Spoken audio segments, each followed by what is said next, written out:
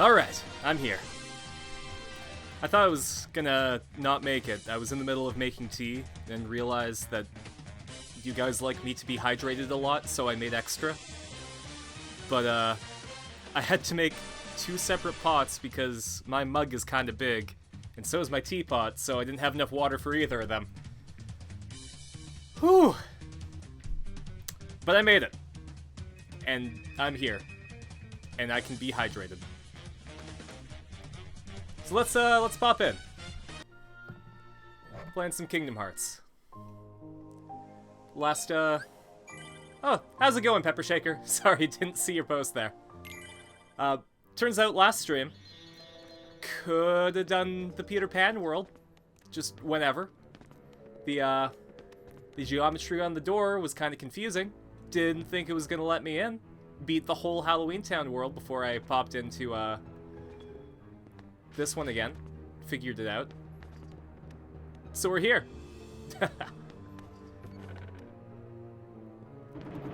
Alright. I am not 100% sure where we need to go now.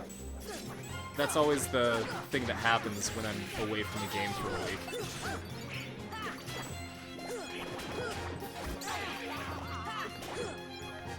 What have you guys been up to? I know that a few of my followers are from the southern US, and that is like a shit show right now for snow. So I hope any of you guys watching that are down there aren't using what power you have on your phones to watch me. Because you need that for other stuff. If you're in a power outage. If not, then enjoy me while things are cold. I hope I warm your hearts.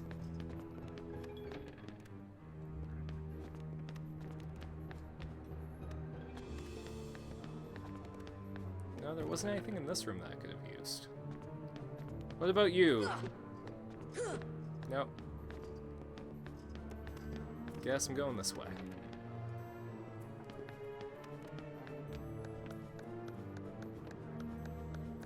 If I recall correctly, there was a boss fight up here. But I think we got through it. It's a bit of a weird thing that I have. I always say, like, we got through it instead of, like, I got through it. Even though I'm the one playing the game. But, like, you guys are here. You guys are hanging out. You're part of it. My victories are your victories.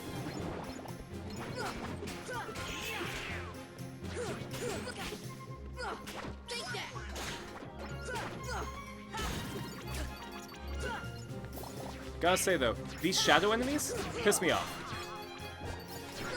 I know that they're, like, the most basic of grunts, but the fact that they can, like, they have a dodge really screws up with me. I know it's fair since I have a dodge, but fuck them.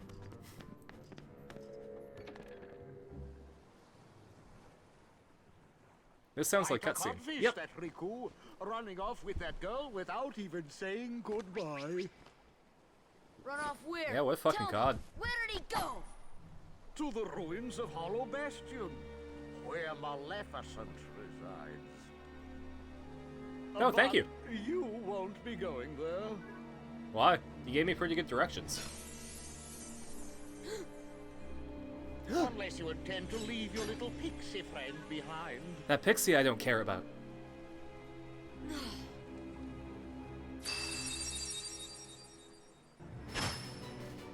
Hand over the Keyblade and I'll spare your lives. Alright, hear me out though. So, we've proven with Squall that if I hand over the Keyblade, it just pops back to me.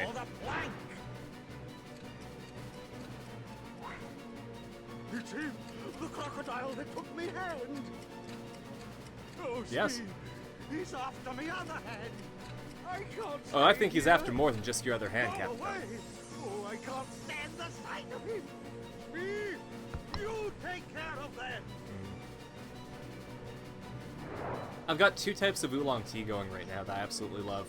The one in the teapot right here is my milk oolong. That's got like a naturally really creamy taste. Just believe, and you can do it. And in the Tama mug, which you can't see because of the ring light, but it's Tamamono Maya from Fate Extra. It's Taiguan Yin. which is really, really tasty. It's got like a chocolate taste to it. Like, it doesn't taste Thanks, just Peter. like chocolate, but Hey, like, don't mention it. you know when you take a Didn't bite of think I'd chocolate and leave you got you that and Tiff aftertaste in the behind, back of your did ya? throat? That's what it tastes like.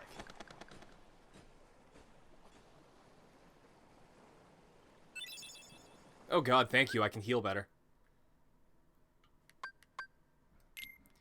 And we'll swap Peter Pan for Donald, because Donald stays dead for most of the thing.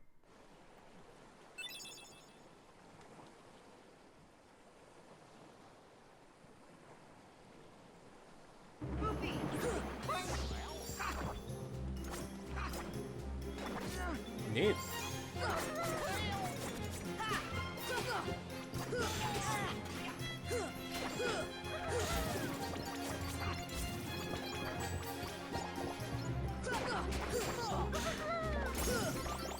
And people are getting beta codes for Guilty Gear, and I really wish I could get one. Maybe I'll tweet at Arc System Networks and be like, hey, I've got like a growing stream. Maybe let me play some Guilty Gear. Though I'm 1000% playing Guilty Gear at launch. They just get my money and my time. Square goes down, circle goes up. Got it. I know I explained that, but so I've had to use an Xbox controller for some of my games recently, and the control scheme is slightly different than PlayStation, so I'm getting confused now. Sure, what's in here? Oh, right, I was just here. Never mind. Just gonna leave. Actually, let's go to the moon. I can't go to the moon. How about up here? What's up here?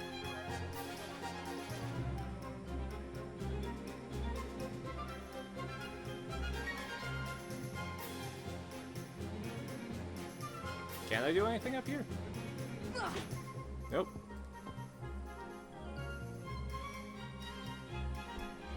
Ooh, but there is a nice treasure chest right there. A reward for Okay, don't hug the pole. I know you're really, really good at working the pole, Sora, but... Alright. Gotta take care of these.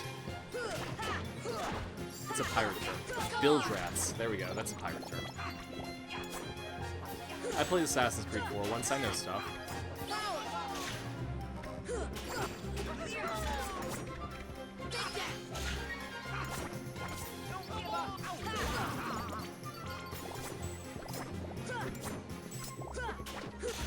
I do want to play Assassin's Creed 4 again. Whether it's on stream or not, I don't care. Assassin's Creed 4, it hit different than any of the other Assassin's Creed games, you know? At least in, like, the OG formula era. Because it kind of combined, like, a whole bunch of new shit with the OG formula, and it felt really, really good.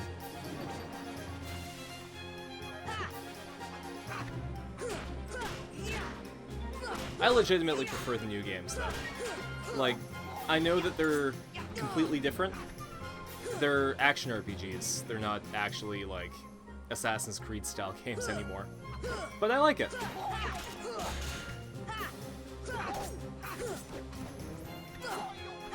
It's also really interesting just how much the, oh.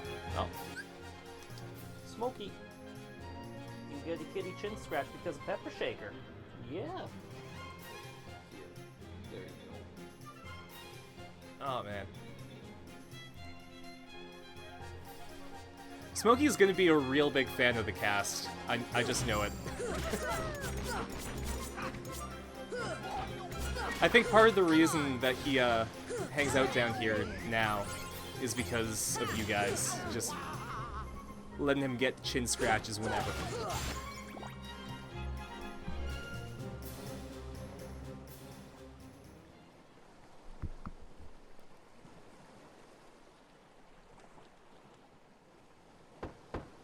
that you, Smee? God. Did you finish them off? Peter Pan. Captain, they walk the plank. Every last Oh god, one Peter of Pan's them. really good at that. But he still has the most punchable face. Like, even more punchable than Captain Hook. Peter Pan, lost you! Ready to make a splash, you codfish? Now it's your turn I think to it's walk those the plank. cheeks. Like the cheeks that go, like, puffed out like that.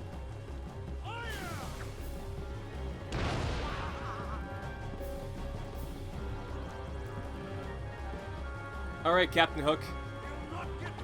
I would appreciate if you would go commit die.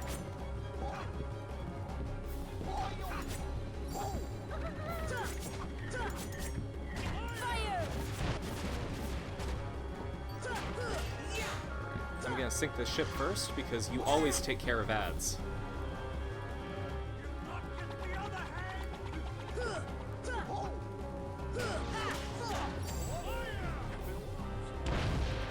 I love Captain Hook's like, oh yeah! Like, he's really into it. He's fighting with all his might. I don't have a dodge in the air, do I? It's fine. I chose the hit hard perk, and damn it, I'm gonna hit things hard.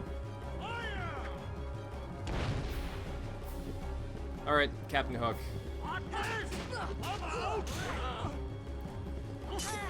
Oof.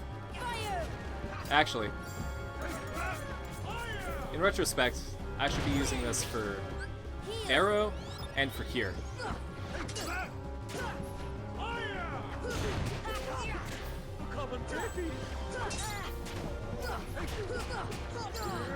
Joke's on you, Captain Hook. I have a swirling amount of air just hanging out around me. There's nothing you can do about it.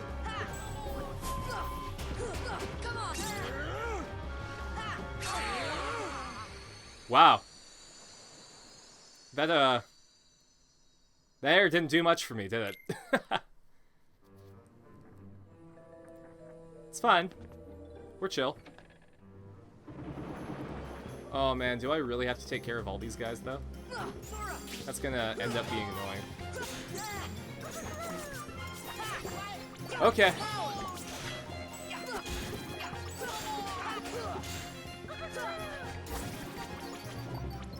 So now we know that the Captain Hook fight, we gotta do it the first time.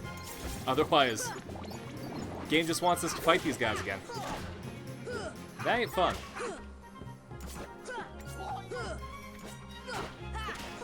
Mostly because I'm whiffing like 90% of these hits.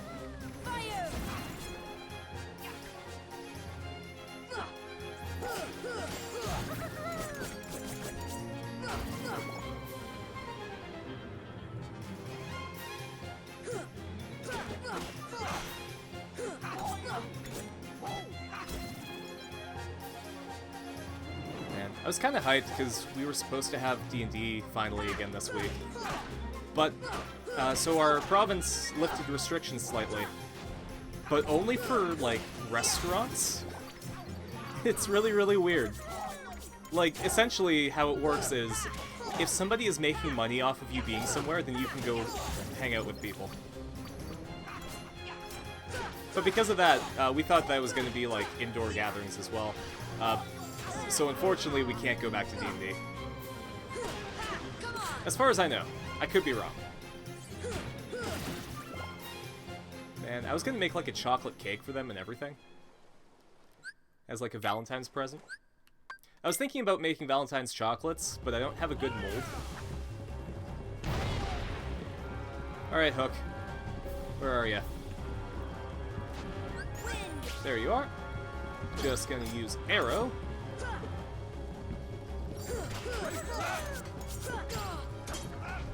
Okay, you know what? Yeah, let's take care of this ad first.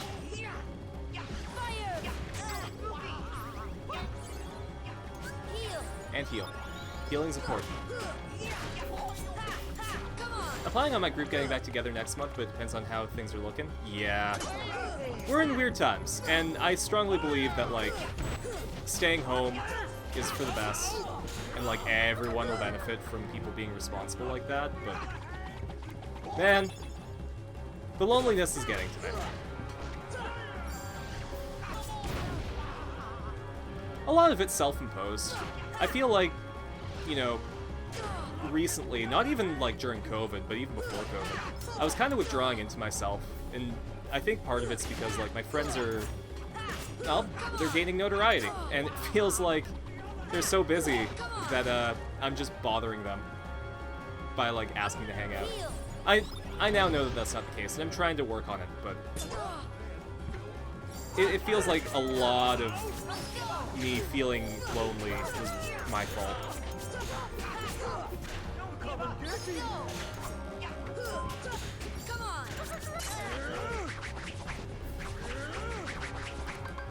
How about I use? Oh, this. High potion, please. Thank you. Oh god, everyone's dead. This is a problem. This is a big problem. Gonna hide behind the boat. Throw a potion everyone's way. Goofy, you get one too.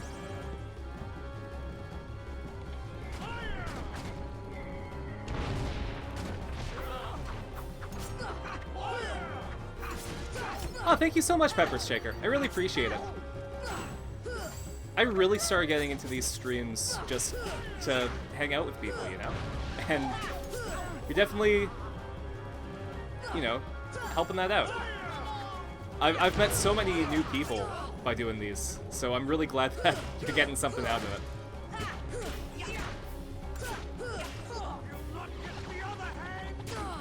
I never got into this with the idea that it was going to lead to anything. I always felt like it was more for the social interaction. For everyone involved. Because, like, quarantine sucks. You don't get to be with anyone. But by providing, like, a hangout, it feels like I'm really, you know, contributing to ditching the loneliness. Oh, man.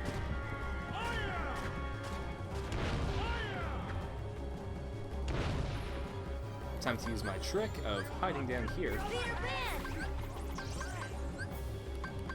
Goofy. Damn, does Goofy just have that much HP? I got nothing.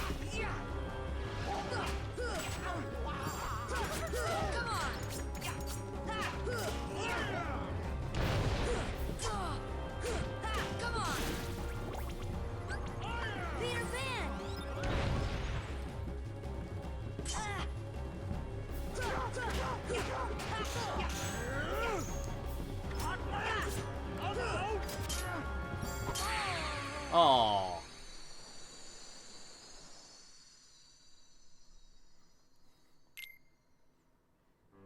Alright, let's fight all those guys again. I think for the purposes of this fight, just gonna move the webcam to the right a bit, so that I can see health bars.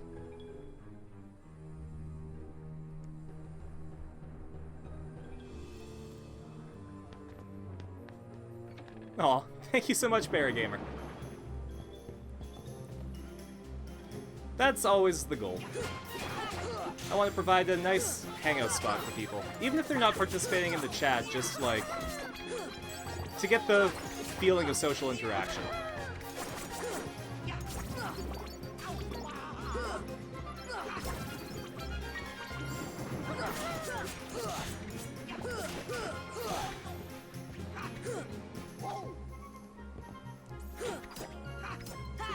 That's why I'm kind of scared about getting bigger, you know? Because it'll make it so that it's harder for me to interact with people. So I'm gonna see if I can find avenues to, like, maintain the vibe of this stream, if it gets bigger.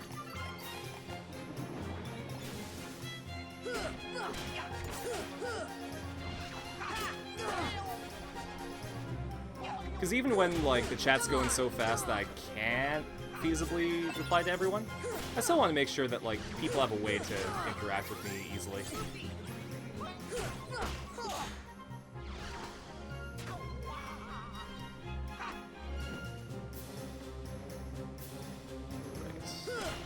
what? Really gotta save my MP, though. I forgot to slot some ethers, and I think part of that's what's killing me. That and the fact that I have no defense to speak of whatsoever.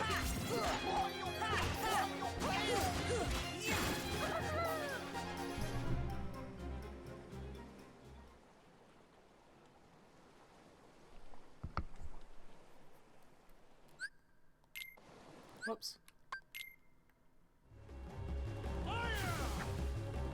Alright.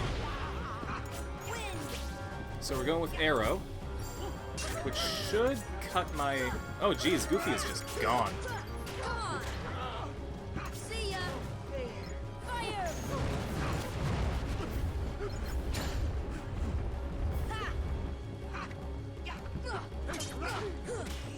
We did get him down to his base health bar though, which is really, really good.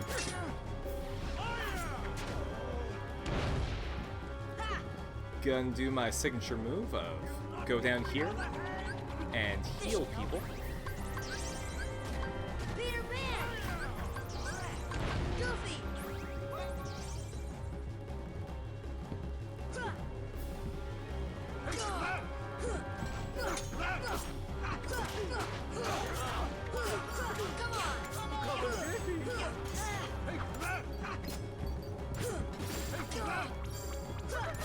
I do have a guard, right?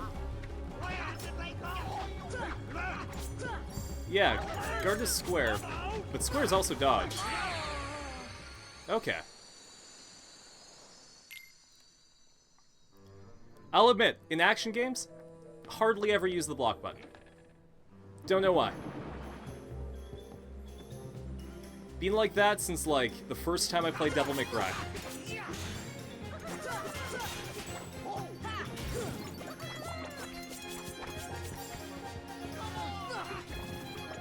Devil May Cry 3 hit, they were like, ah, man, you can get this, like, Royal Guard style, and I'm like, why do that when I have Trickster?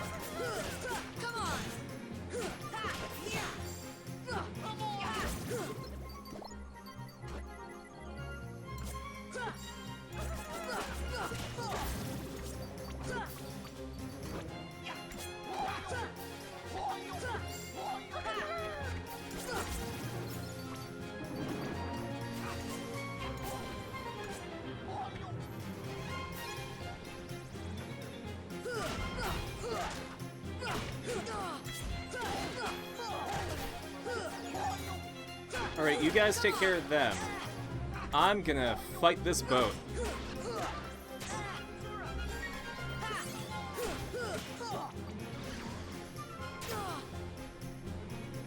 Jesus.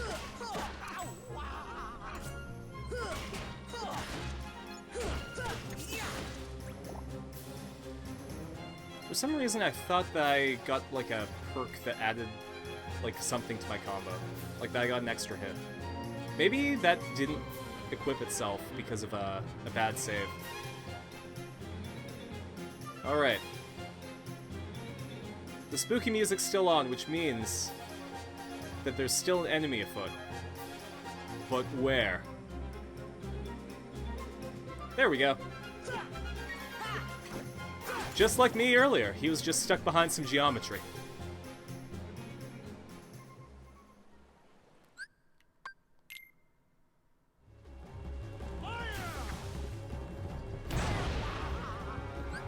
Right. Arrow. Arrow. Arrow.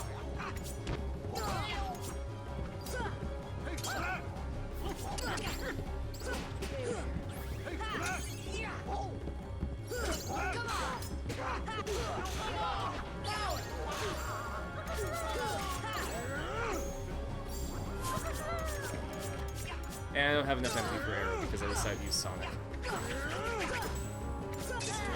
Like a complete dummy.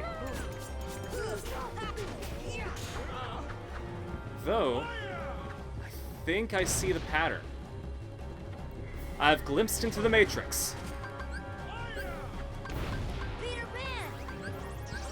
Alright, everyone. Wake up.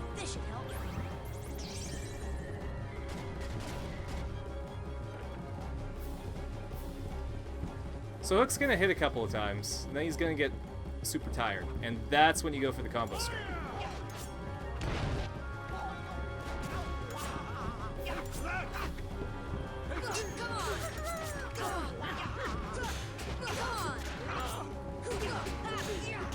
Come and get me.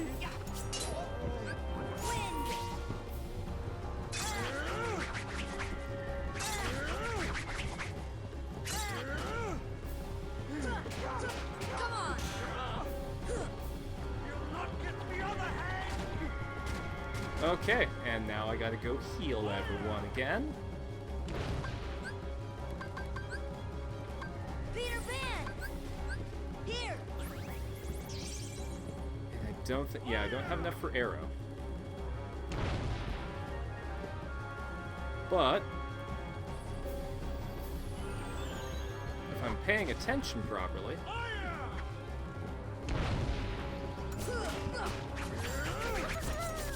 okay, gotta wait for him to tire out.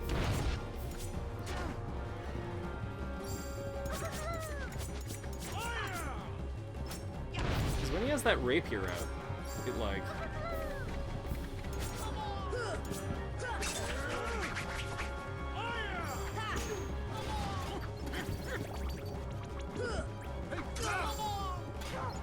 Oh hey, Goofy's alive. How about that? Come on!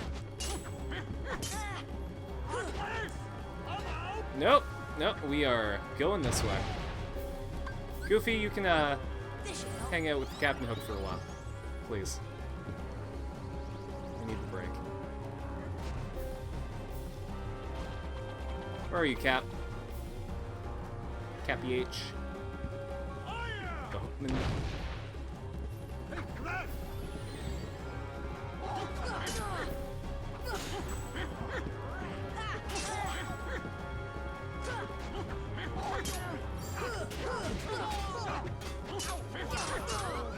No?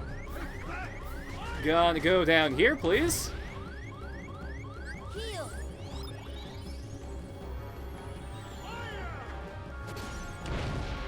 I'm playing this smart, which, you know, there's a first time for everything.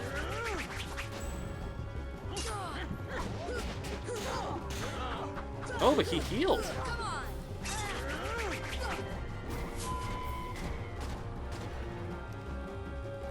But I think I have enough magic. This should help. I don't have enough to do Arrow Cure, but I do have enough to bring Peter Pan back. He does a pretty good job against Captain Hook.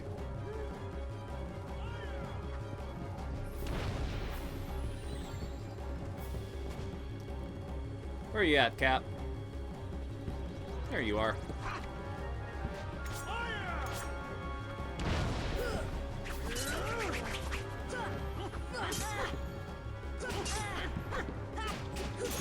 There we go.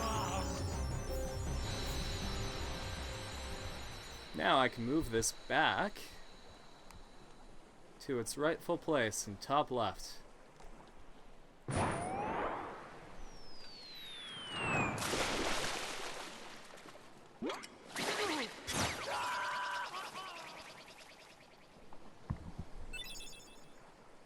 Ars Arcanum. Okay.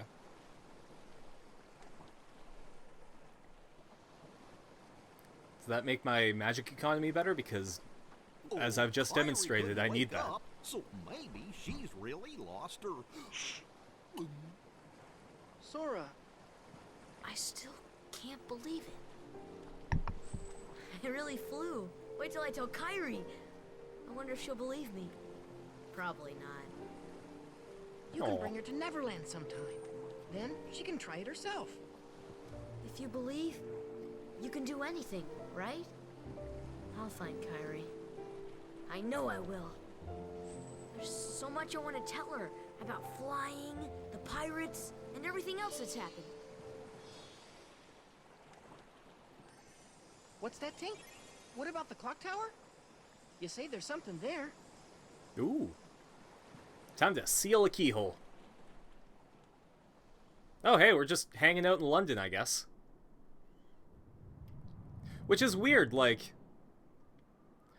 So the world for the 101 Dalmatians was destroyed, and the puppies were scattered.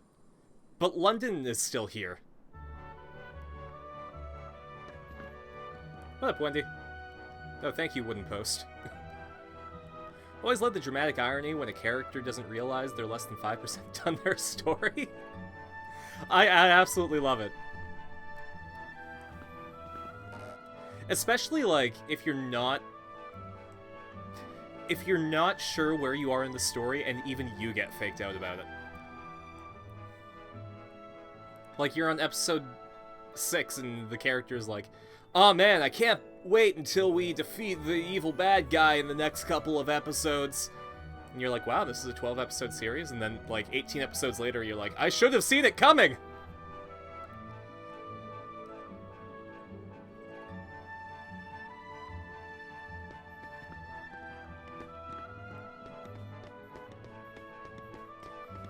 So I was, like, 2 years ago old when I found out that Big Ben isn't the name of the clock tower, it's the name of the actual clock.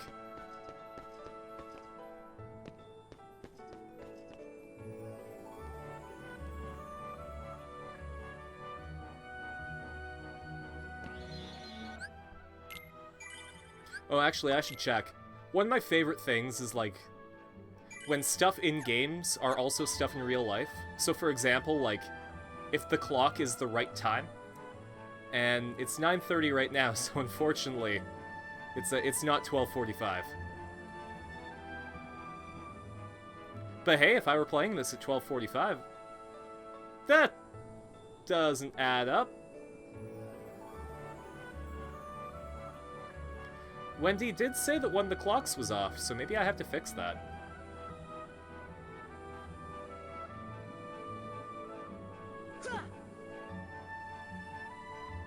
Can I? Not gonna let me, huh?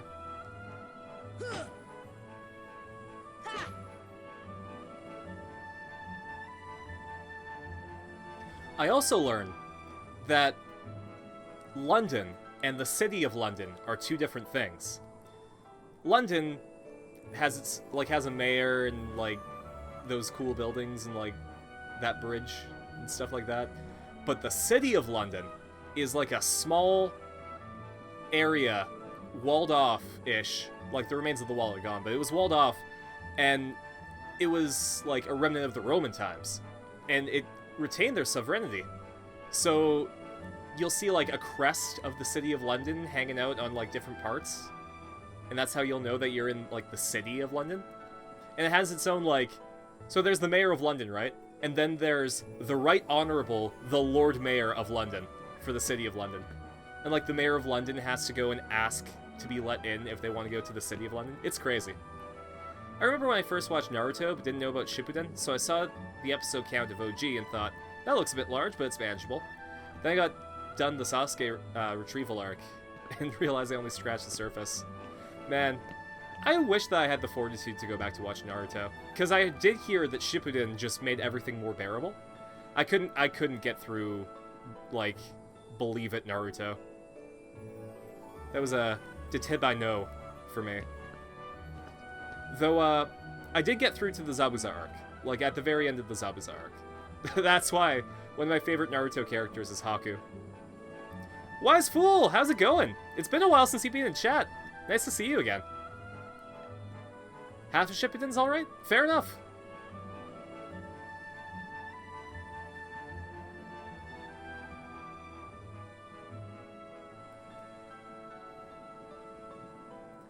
Nice to see you again.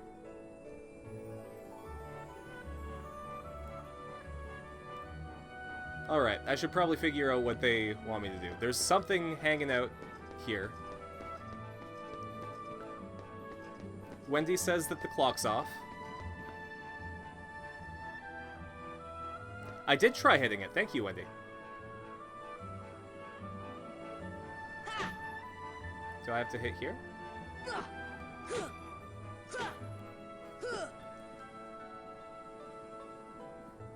Maybe it's the other clocks that are wrong.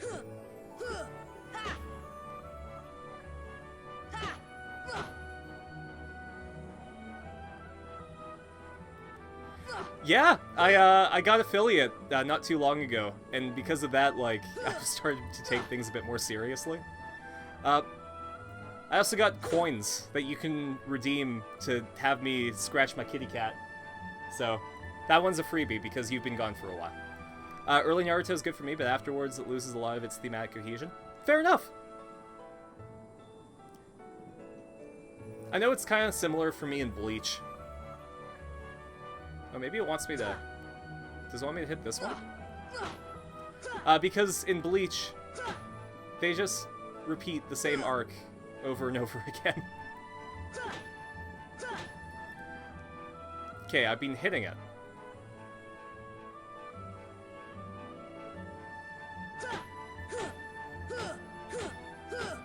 How about magic? See ya. Nope.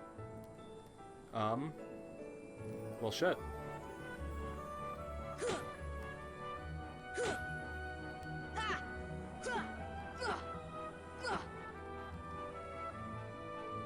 Okay, Naruto never got as bad as Bleach Endgame? Yeah.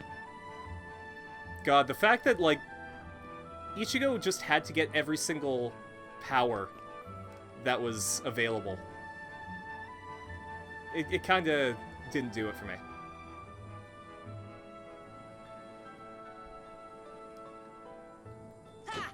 Nope.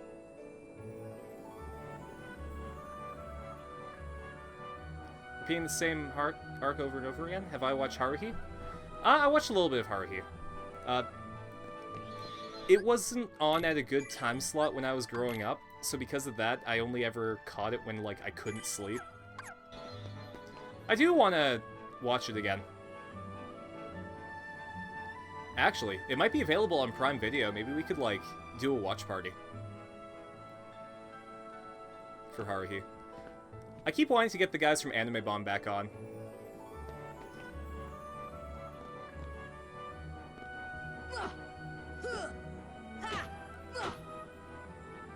An Ultra Shonen fanboy? Ah, that's good.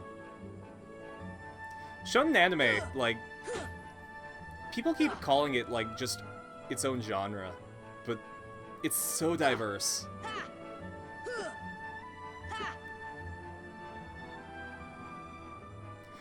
Like, shit. Even though it's not a shonen anime, Pretty Cure feels like a shonen anime. Maybe that's just because it has, like, a connection with tokusatsu, you know? Okay, but legit, why aren't you moving, hands? What am I doing wrong? I have a love-hate relationship with shonen. Often, it depends on how it handles its themes and what it has to say. Alright, I'm looking up what I'm doing wrong. I have no shame.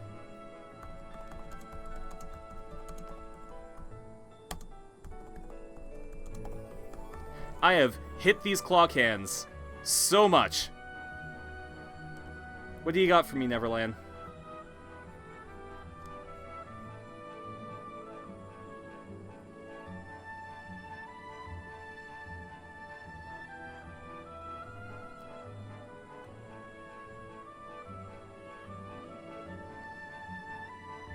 I have to lock on to the minute hand. Okay.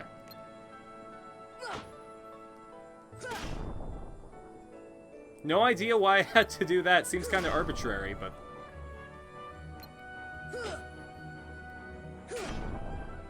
There we go. I wish I had the patience to watch or read One Piece. So many of my friends are into it.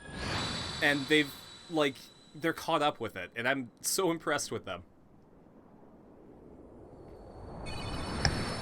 Dragon Ball's another one. We gotta do a watch party where I finally go through the Boo arc.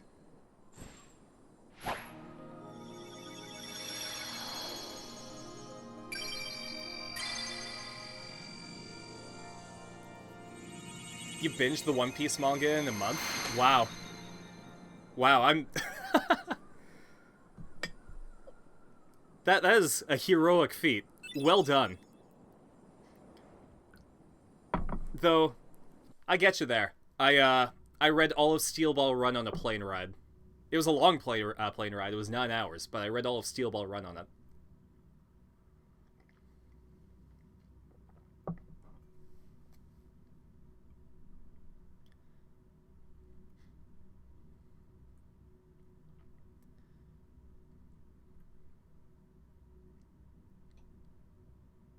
Yeah, the fucking adjustment's really, really powerful, you know? When you just... Okay, so I have a personal opinion that, like, the two scenarios, I'm gonna do it and fuck it. Fuck it is the better way of doing it. Because you set yourself up for accepting failure when you say fuck it. Like, if you go to do it and then you screw up, you're like, whatever. But if you're, like, really dead set on doing something, and you're like, I'm going to win the prize, I'm gonna save the day, and then you fail, you're shattered. Like, the mindset to go in is fuck it, because then you just accept failure. It's a much stronger motivator, because the stakes are a lot lower. Though his world perished, his heart... You'll only read One Piece when it's done? Yeah. When we Though took the apparently princess Oda from does his have an ending castle, to it, we and apparently followed her they here did through share sheer force the of ending will. of One Piece with a But dying kid. fear not. And apparently they both cried. No harm will come to you. He is no match for your power. I don't know. I'm playing him. Yes, Which, the okay. untapped power that lies Never mind, I within just proved Maleficent's point. you. Now, child, it's time you awakened that power and realized your full potential.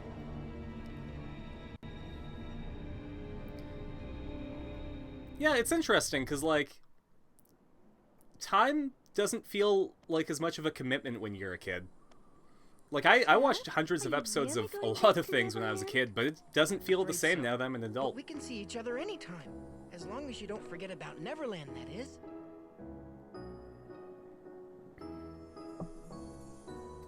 But there's always that fuck it.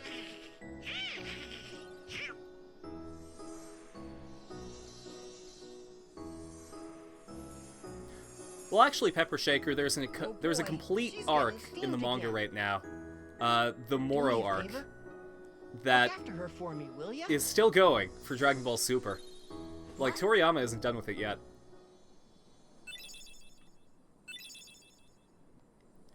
Though, I feel like for me,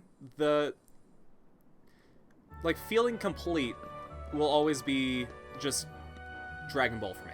Like, Dragon Ball, OG version, it feels like it was, like, a done story at the end. Like, the whole fight with Piccolo in the World Martial Arts Tournament, it felt like, you know, that's where I was cool with it stopping. You have to multitask when catching up with media, like listening to podcasts while doing chores. Yeah. One thing that I'm really happy for with streaming is that I have the ability to catch up on all these games that I haven't played. Like, I would never have played Kingdom Hearts if it weren't for this stream. And chances are, Final Fantasy VII Remake would be, like, hanging out on my shelf still if I wasn't streaming.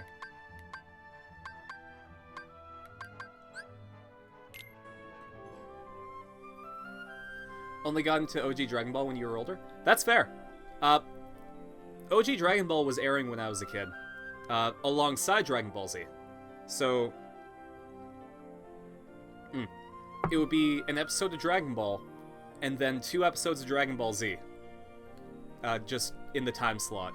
And that's how I was able to watch everything.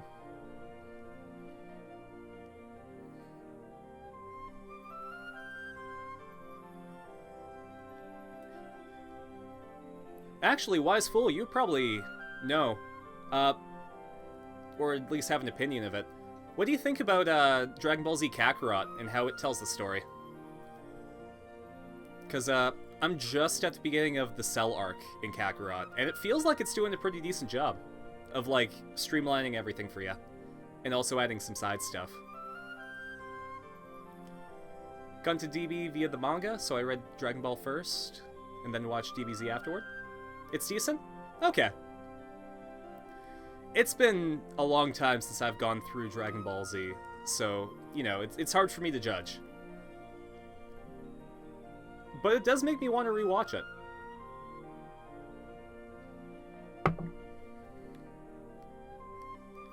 Alright, I think I should probably go back to Traverse. One thing I want to do, because I'm learning Japanese right now, and apparently the OG Dragon Ball manga is really good for, like, Babby's first Japanese thing. There's another manga that I'm reading right now, in Japanese. It's just a gag manga. Where is it?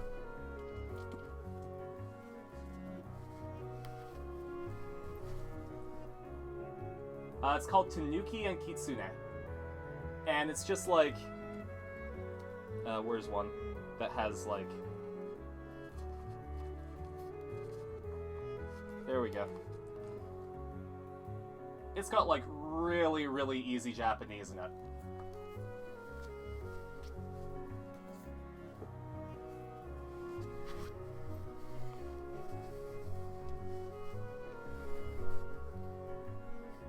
Oh yeah, I've also got a Discord now. I promised that I would do it after I got affiliate, and then I forgot about it, and one of my friends had to remind me.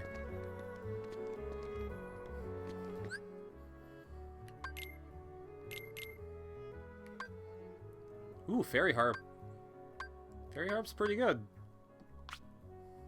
It's short, but it hit things hard.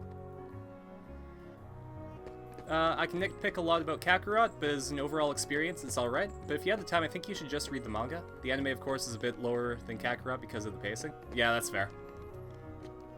I'll consider reading the manga, though. I'm only really reading JoJolion right now. I dropped My Hero, because I just wasn't able to keep up with it. So maybe Dragon Ball Z is going to be a good supplement. I'd love to go through OG Dragon Ball. You're waiting for Part 8 to finish? Oh man. See you in like 12 years then. At least that's how it feels. They're doing some really fucking cool shit with it though. They have tied the Steel Ball Run universe back to the OG universe. That's how crazy they're going. And that's not a spoiler. Like, it's not a major plot point or anything, but they've explained how everything connects.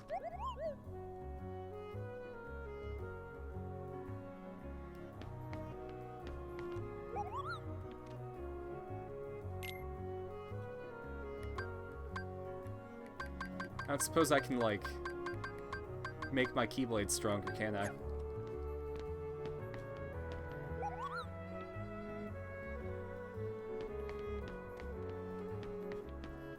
Oh well. How's Kingdom Hearts so far? It's pretty decent. I feel like I'm getting the better experience by playing it on PlayStation because they introduced the camera stick when it used to be the triggers. So, but aside from that, like, the controls are janky, but that's just because of age. It's really cool going through everything and seeing how it connects. I don't know if I ever mentioned to you, Wise Fool, but I have only ever played the side games. My entire Kingdom Hearts experience was Chain of Memories, 358 Days Over 2, Birth by Sleep, Recoded, and then Dream Drop Distance. And then I played 3. So I do not give a fuck about Sora right now. I care about Roxas, and Axel, and Xion. I care about Aquaterra and Ven, but all Sora did was play Yu-Gi-Oh! Then go to sleep while everyone else took over. So it's really fun seeing, like, what his whole deal is. Alright, but I need to find Sid.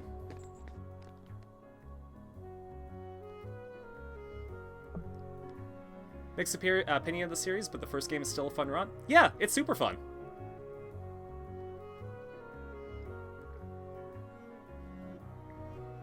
The Sea Salt Trio are the best characters of the series? Yeah. I think I really like the dynamic between Aquaterra and Ven too. Because everyone felt like they established their own characters, but they still tied really well together. The Sea Salt Trio did that better. Well, and, just remember like, what Donald said to you. God, No the whole frowning, scene in Kingdom no Hearts 3 where they sad get reunited faces. with Shion 2, like, How can you be so cheerful? There's still no sign of your king. Aren't you worried?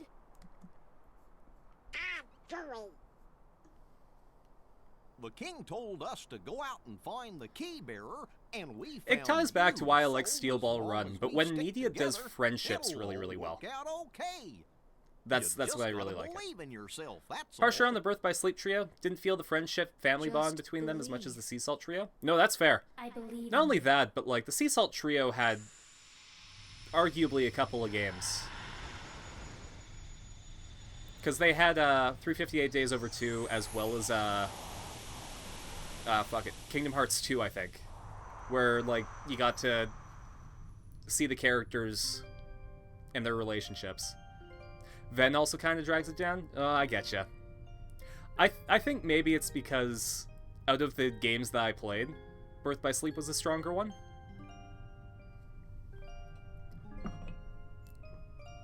Like in terms of gameplay.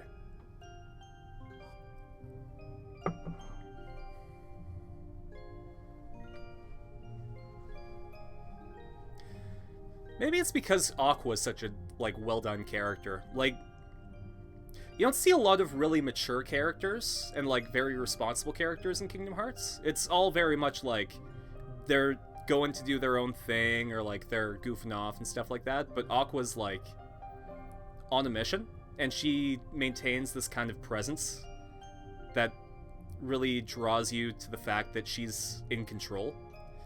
And when Aqua loses control or like when she gets trapped in darkness, like that really hits you hard because she was supposed to be, you know, the one who can take this. Like when Aqua falls, she falls hard.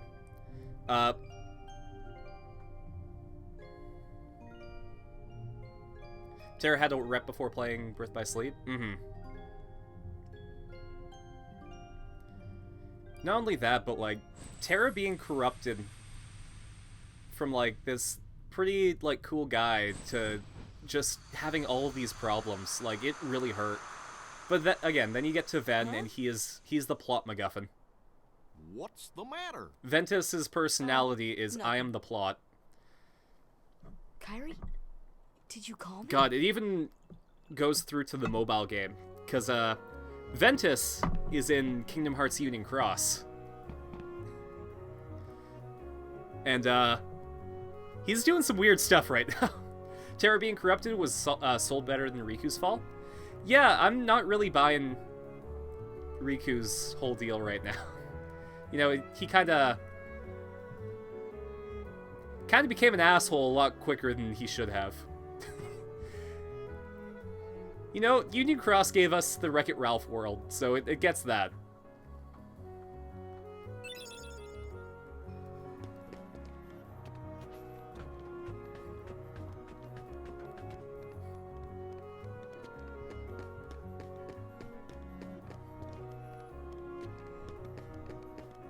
But yeah, it's getting...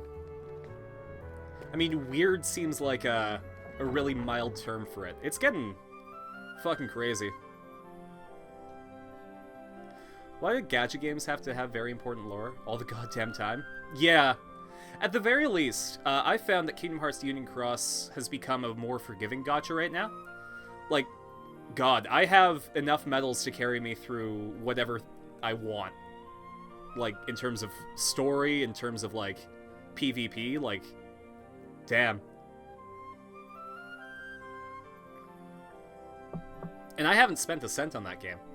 I spent more money on, like, Dragalia Lost than I did on Kingdom Hearts. And I started Kingdom Hearts, like, 2018.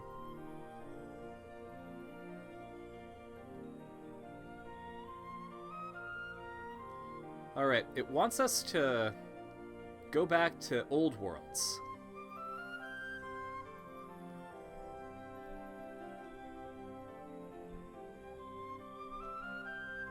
And find items. Monstro has a slash through it, so I don't think that's something that I need to deal with. Let's pop by Olympus Coliseum. Let's see if we can take down some stuff.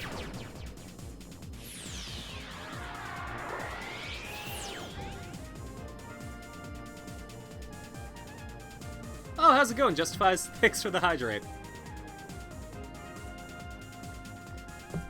Enjoy the Seraph rerun. I'm glad to check it out. Unfortunately, it updated while I'm streaming, so I'll pop by once it's once the stream's done. I think Sora is a meh character. I played all the games, but he ain't as bad as Kairi. Yeah. It felt like there was supposed to be a big payoff with Kairi in Kingdom Hearts 3 that never came. I didn't play Remind. But,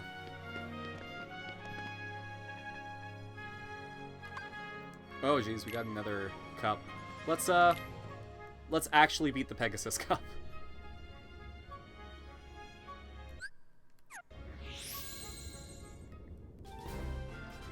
Yeah, I just didn't see the payoff for Kairi, but again, I wasn't attached to her, so... It really did feel... Sorry. It really did feel like the Sea Salt Trio got some closure.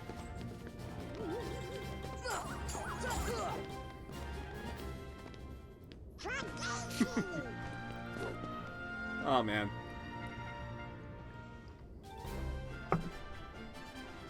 Here.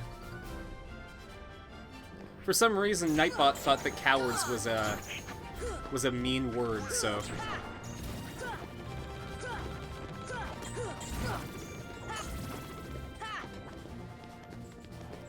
Actually, let's do something fun. Now that I've got, something going on. Let's start a prediction.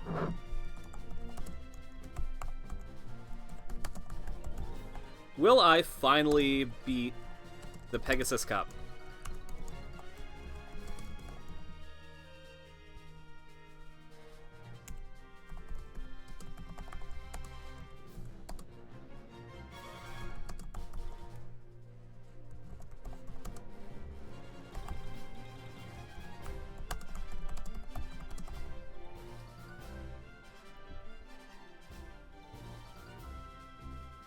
There we go.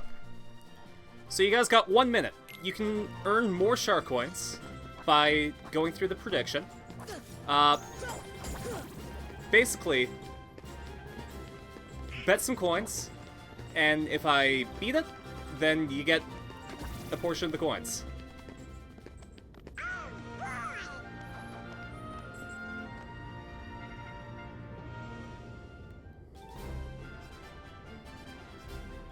I've seen this in other streams, and it's really, really fun.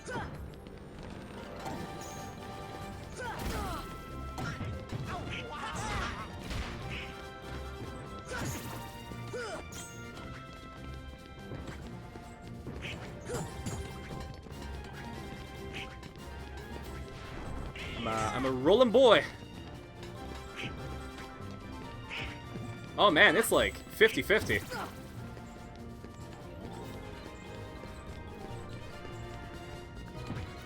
Well, let's see how it goes.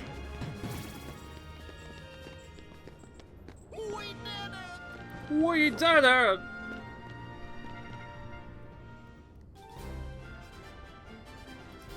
This is one of the reasons I'm really glad that I made affiliate. Like, the predictions feature is just so fun. And polls also really, really help when I'm trying to determine, like, routes that I'm going.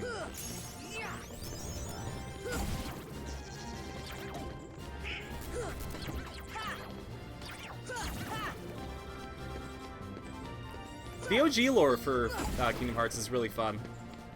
I'm interested to see what they do with Yozora. And maybe that'll be like a whole spin-off where they focus more on the Final Fantasy worlds, you know? Like maybe instead of going to like Olympus Coliseum or like, I don't know, Atlantica, you go to Ishgard from Final Fantasy XIV, or like Cocoon from Final Fantasy XIII.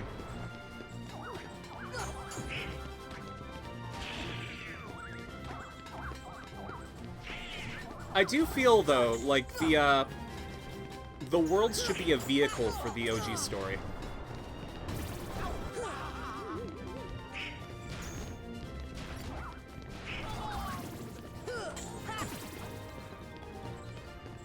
Alright.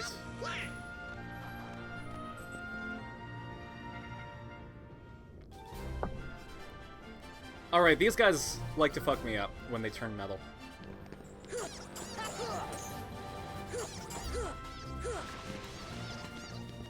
I think I dodged the poison. Oh, not that time. That's why I'm so mixed in the series? Most Kingdom Hearts 3 was just Disney! Oh, thanks, Donald.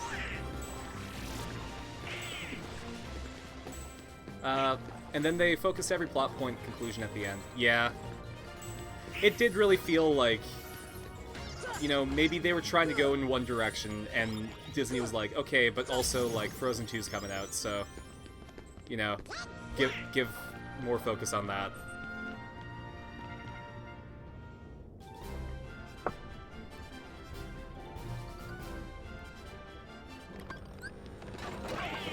Alright, how about I give you guys the zappies? Oh wow, that took care of a lot of them.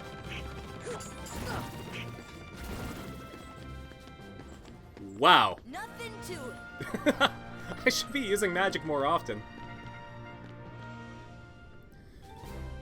Been finding it a lot harder for me to get into serialized media. Really want to get into bigger and longer series, but often can't find value in series without knowing it was a planned, complete story.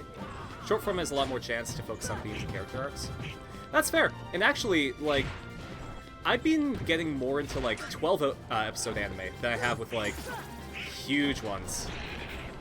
Like, I really want to get into Digimon Adventure 2020, but the fact that it's going to be, like, 60 episodes is kind of like, okay, see you in 60 episodes then. Whereas, there was a Magical Girl mecha anime. I know, crazy mix, right? But, it was called Granbell. Came out in 2019. And it was like, I want to say, it was between 12 and 20 episodes. And, like, it was an original story. It wasn't based on a manga or anything. But, it was really well done. And the pacing was great, and it concluded. I've only just been consuming sequels to media I've already watched. Nothing new? No, that's fair. Okay, right, Squall. See ya.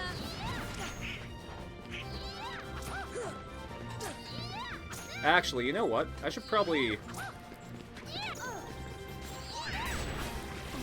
Oh, come on. Let me unlock. There we go. I want to focus on Yuffie. It feels like Yuffie is going to piss me off the most.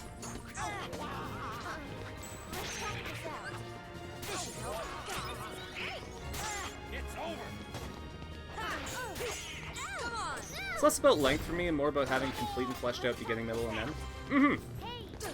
Well, like, things that are, like, designed to be, like, big media franchises. They always feel like I won't be able to get through it. Okay, I was able to beat Yuffie. So now it only comes down to Squall.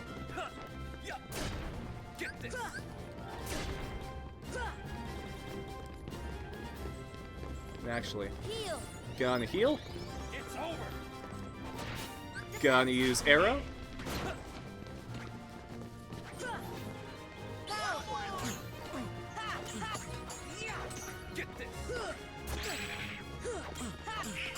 I think that's part of the reason I like original anime as opposed to stuff that's based on manga and such. Oh, buddy, that's a big. That's a big.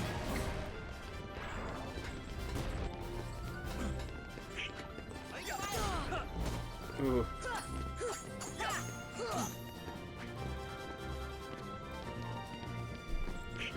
Okay, but like, go ahead and Chad stride towards me.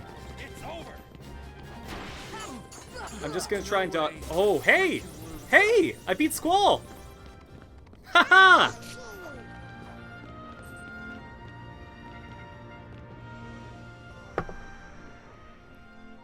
Oh does that mean I beat Pegasus Cup? We're the champs! Yo!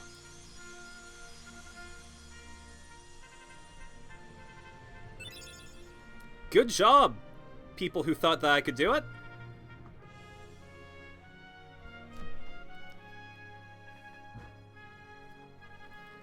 How many shark coins did you guys get? Pepper, you got 810 coins.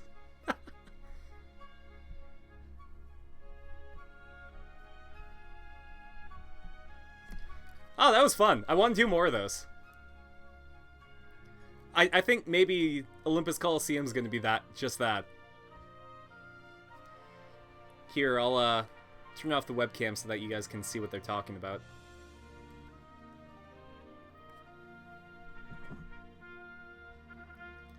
Got a long way to go, kid. I wish I could sound like Danny DeVito. I've decided that maybe animation isn't the right direction for me to go right now, because I'm just incredibly burnt out from it. So I've been trying more voice acting stuff, and I'm hoping to get my reel out decently soon. I'm just trying to figure out what scripts to use, but that does feel like where I'm headed.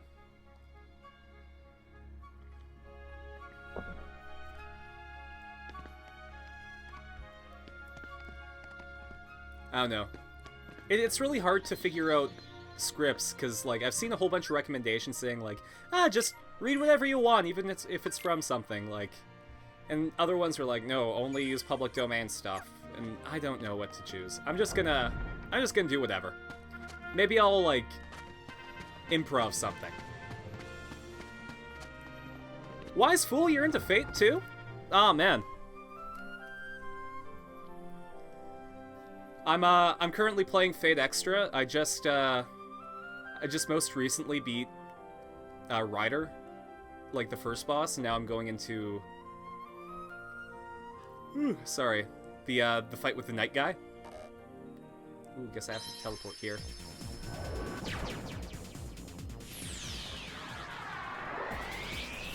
I really enjoyed Heaven's Feel, and I'm still waiting for the newest movie to come out so I can watch all 3 of them.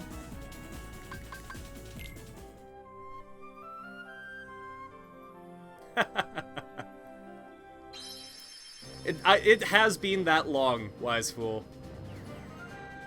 You were like one of the OGs. You were here when I started this channel.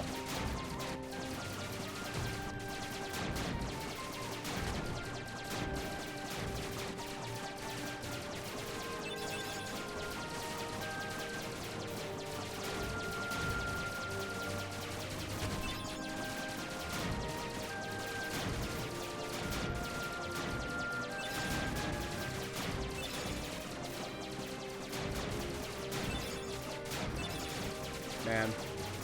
I hope I can finally beat Fate Extra before Fate Extra Record comes out.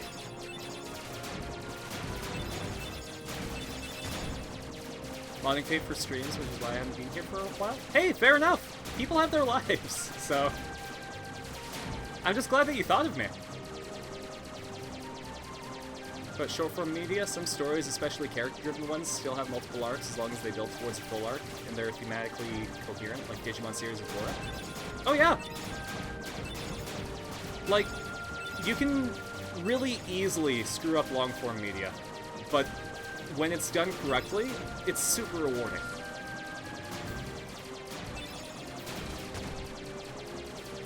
Yeah, I really wish that they gave Korra a budget.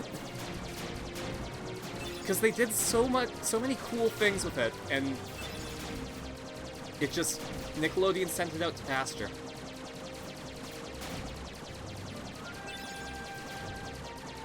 Like, fuck, they could have...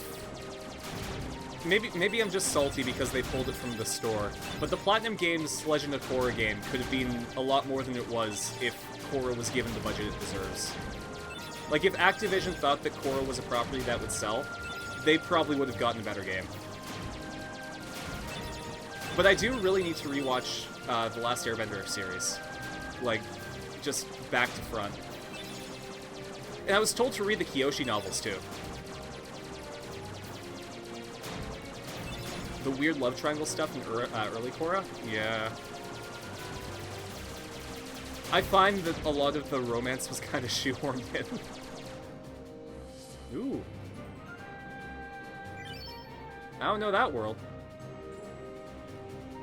Is that... Where is that?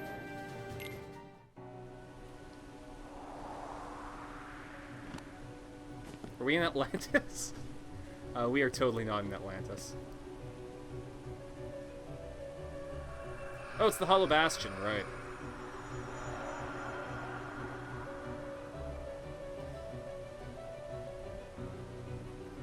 Yeah. Yeah.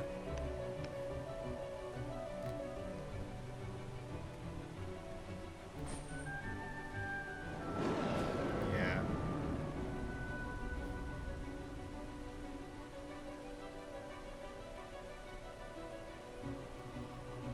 How they handled their villains as well? Yeah. And again, like, I really, really feel that part of it has to do with the budget.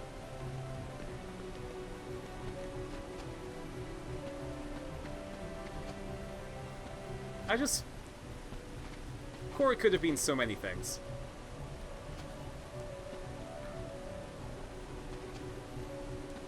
Could have had a better, book, too.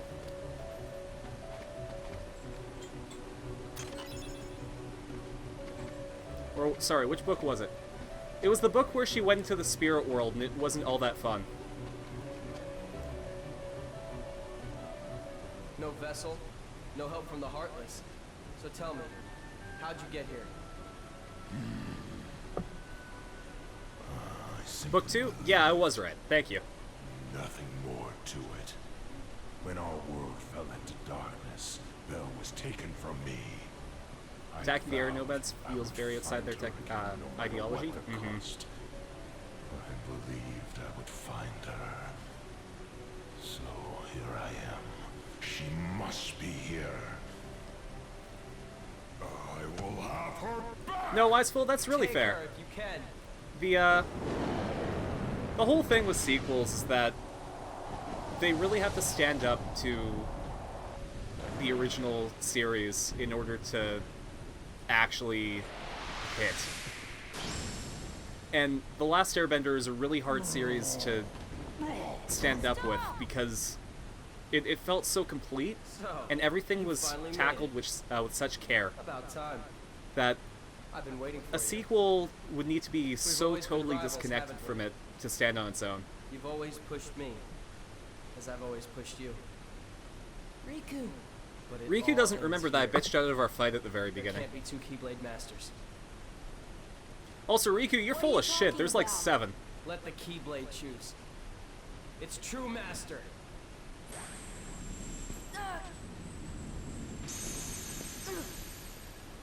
Well. Get fucked, me. Maleficent was right. You don't have what it takes to save Kyrie.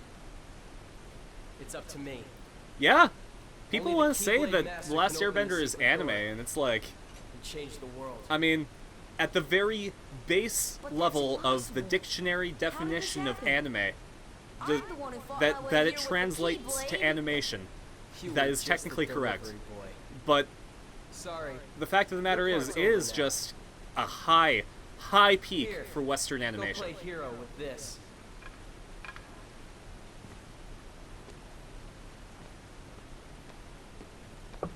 Aw man, Beast, I'm right there with you. Goofy, let's go.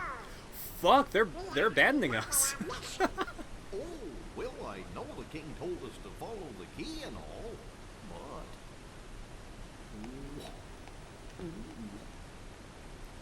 Infinity Train's my favorite series. That's hopefully still running.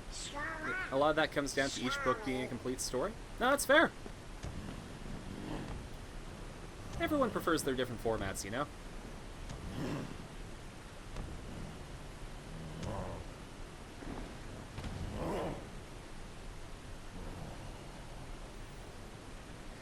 Yeah, and you know, a lot of that boils down to bad direction. Like, a lot of times, the voice actor they have good takes, but the director just doesn't want to take them. Like, they want them to do something very specific.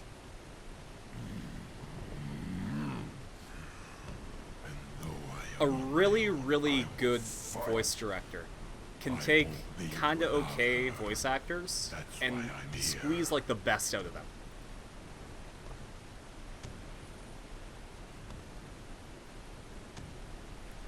Yeah, that's what I'm starting to learn. You know, now that I'm going on that journey into trying voice acting. I'm not gonna give up now. I came here to find someone very important to me. My Oda T. Uncle Eero would be so disappointed in me. Guess I gotta use my streamer water. I used to wonder why all the streamers were just... all they did was drink, like, sparkling water. Now I know why. It feels really good on your throat. Aw.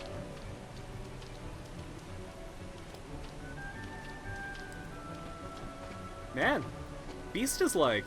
he's there when everyone left us. Why can't he be a permanent party member?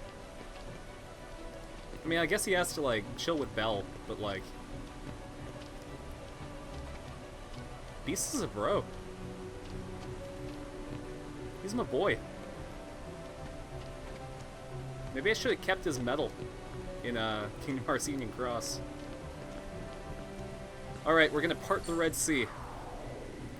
Oh wait, that's DreamWorks.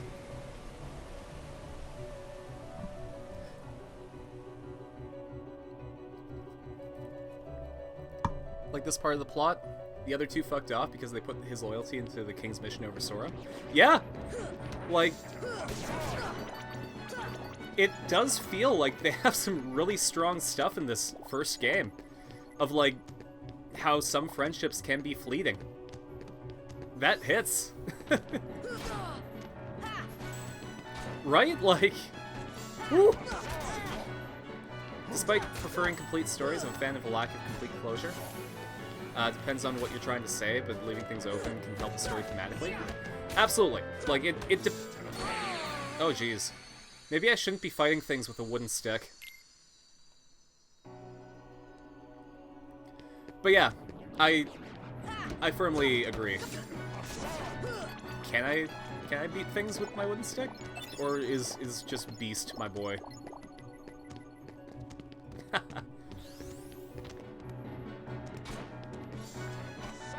See, I think I have a differing opinion because Gurren Lagann's my favorite anime. And the whole thing for Gurren Lagann is that you have to, like, let things lead the way for the next generation and just be done. So I value closure a lot more than I do having things be open-ended. Yo, Sage, thank you so much for following. Thanks for, I'm glad that you found us. Oof. That death, that was just for you. No, that death was me being dumb.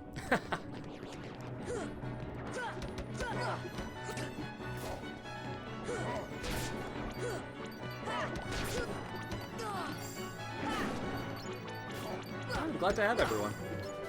Oh, we got a kitty chin scratch. Here, I'll deal with that. Oh, come on. He specifically asked for your chin. There we go. Use magic on the Heartless? Mm-hmm. My problem was with this bad boy. I have Arrow and Kira mapped because of the Ursula fight, and I just never bothered to change it.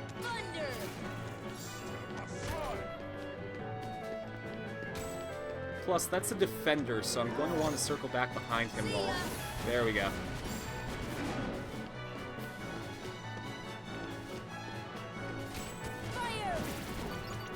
There we go. Use gravity? Actually, what I'm going to do is remap stuff. And also, like, get my abilities.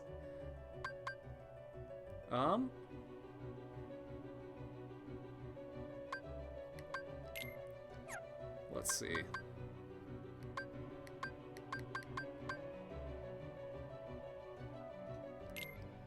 Gonna use that.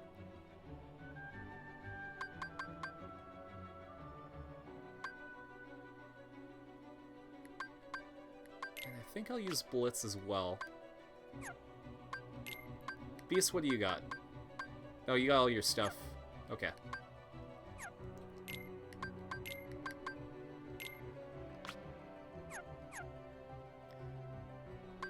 And then customize.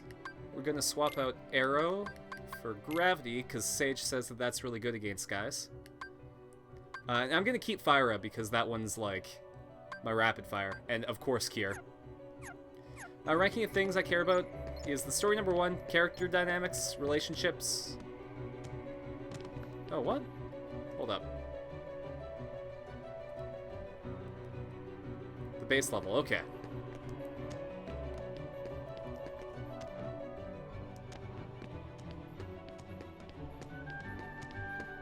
What's down here? You can get me invested in the characters, then you basically hook me. Mm-hmm. Do I have to... Fire! Okay, that's a power switch. Never mind.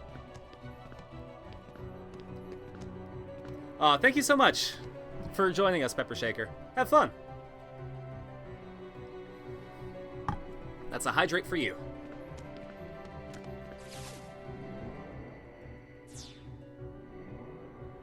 Alright. Let's hang out at the base level. But first... Force! No, I think this is going to be a fire job. Actually, this is going to be a healing job. Fire!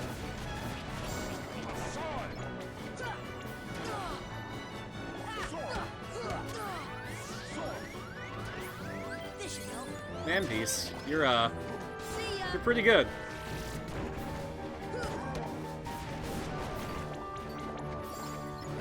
Man, gravity and fire is a really good combo.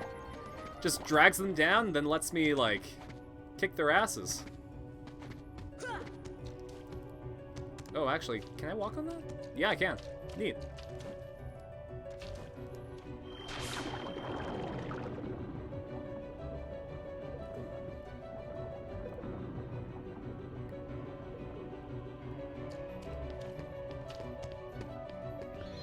And it's always good to save, because, whew.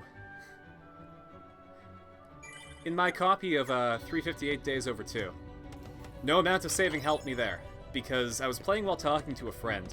I was trying to save, and for some reason, like, I was more invested in talking than saving. And because of that, accidentally deleted my save file. I was pretty far in the game. I want to say that I was like... I want to say like a few hours just before the final boss. What wasn't fun?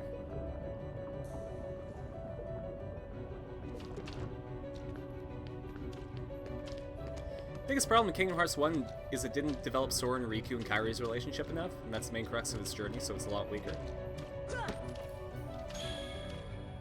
Contrast to 358 Days, yeah.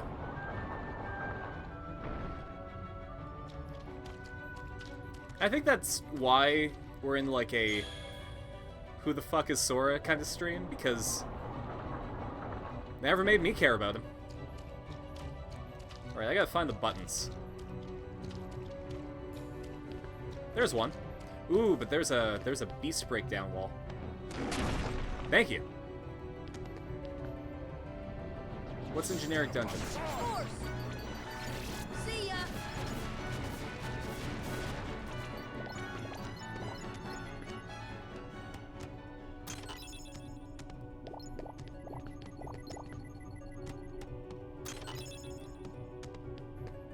Yeah, I feel like Kingdom Hearts, its whole deal is that its characterization is supposed to be really strong. But it isn't.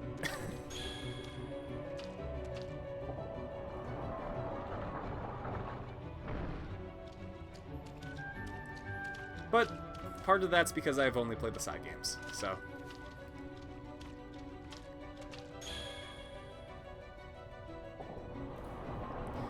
And yeah, because of that, it really feels like a lot of it is, well, nostalgia goggles. A lot of people played this in, like, their junior high, like, developmental years. And because of that, like, Kingdom Hearts was part of what forged their identity. And there's a lot of good to be done with that, don't get me wrong. But you gotta look at things from a critical eye sometimes. It's alright to really enjoy something that's objectively not as strong as you might have hoped. And a lot of people don't realize that, like, you don't need to have a property that is incredible to be enjoyable. Without the good, strong characters, it just becomes characters saying light and others saying darkness, and that's basically Kingdom Hearts. Yeah, one thing that I've seen is, Jello Apocalypse did, so this is basically Kingdom Hearts. And you can say, like, darkness, light, friendship, heartless, nobodies, in any order, and that's a Kingdom Hearts sentence. Alright, a door has opened in a previous era. Not era, area. Yeah, we're doing time travel now.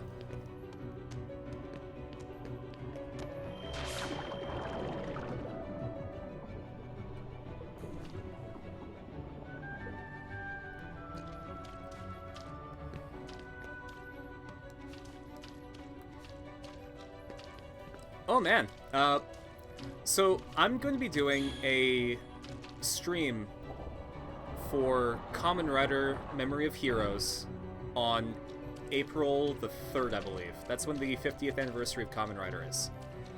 And it features 3 of my favorite series. Kamen Rider Double, which has a really good relationship between the 2 main characters. Kamen Rider O's, which has a beautifully constructed and tragic relationship between the main characters.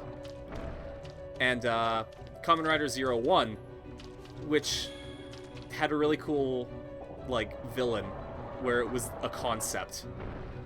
Haven't touched any of Kamen Rider? Oh, fair enough. You know, if you end up catching the Kamen Rider stream and you enjoy it, definitely consider giving it a check. It's, I mean, I'll say what it is. It's Power Rangers, but for a slightly older audience, and there's less of them. And they deal with themes like how malice corrupts humanity, and, well, how greed and desire is a driving force and not something to be balked at, necessarily. It's really interesting. You know, you see guys in tights punching turkey monsters, and you don't think that it gets any deeper than that, but it does.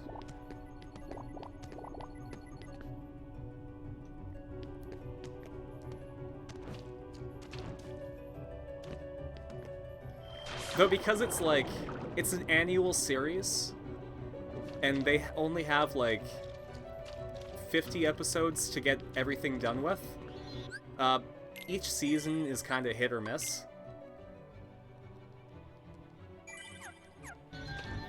But because all the seasons are self-contained, like, it's really easy to get into.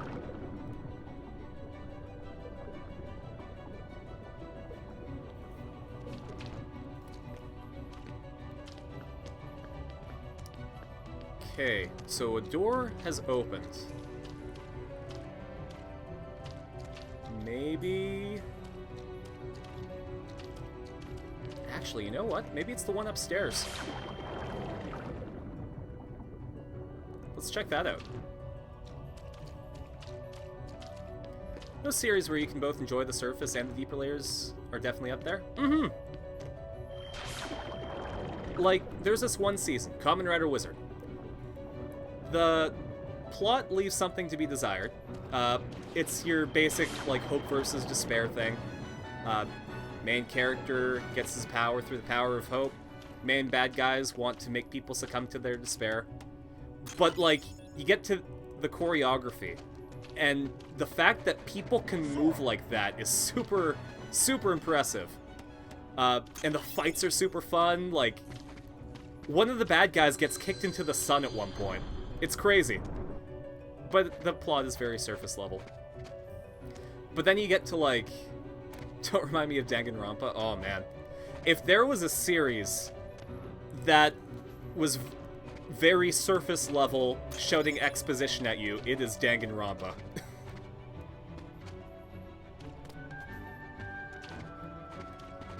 And, like, a lot of people love Danganronpa, and I just finished saying that it's good to like stuff that's not good. But that is a fan base that will not take it's not good as an answer. Danganronpa 2 is the only good media of that series, don't at me. Oh man, I completely agree with you. I never played V3 because Danganronpa 2 felt like I didn't need to play anymore.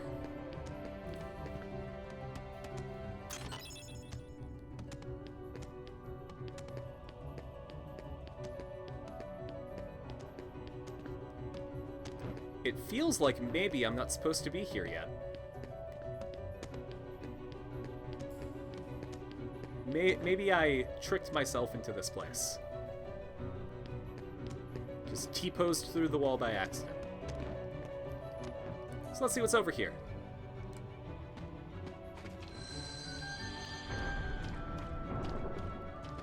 Okay. Don't know what that did, since I have Glide, but... Never understood how people like the first game. I think it's because all the characters were tropes and people like, you know, very basic characters that they can understand easily. I know that sounds kind of insulting to the audience, but like, people like characters that are easy to understand.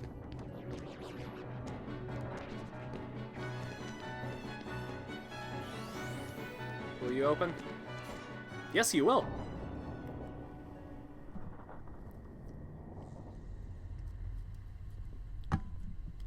Like, I think my favorite character is Hina, because she's the happy-go-lucky character who gets fucked over a lot, and you can see her go through stuff.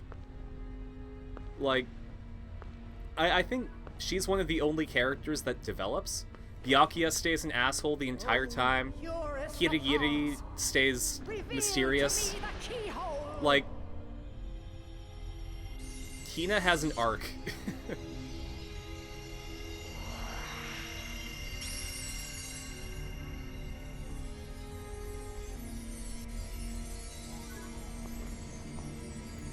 Hajime Tanaagi? Yeah! Not only that, but like, the competence levels in that. Oh man. Be on your guard. I don't want to play Danganronpa on stream because I know I'll get angry at it. Ready for that? I really want to play Ace Attorney on stream though. Because that's the kind of dumb I can get behind.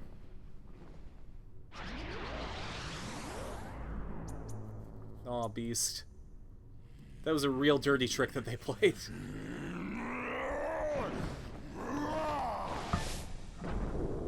Quit while you can. No, not without Kairi. The darkness will destroy you. You're wrong, Riku. The darkness may destroy my body, but it can't touch my heart. My heart Sora. will stay with my friends. Sora, these They'll are very never die. generic things that you're Really? saying. Well, what'd you Ace see Attorney about is just a that? better version of Danganronpa. Yeah.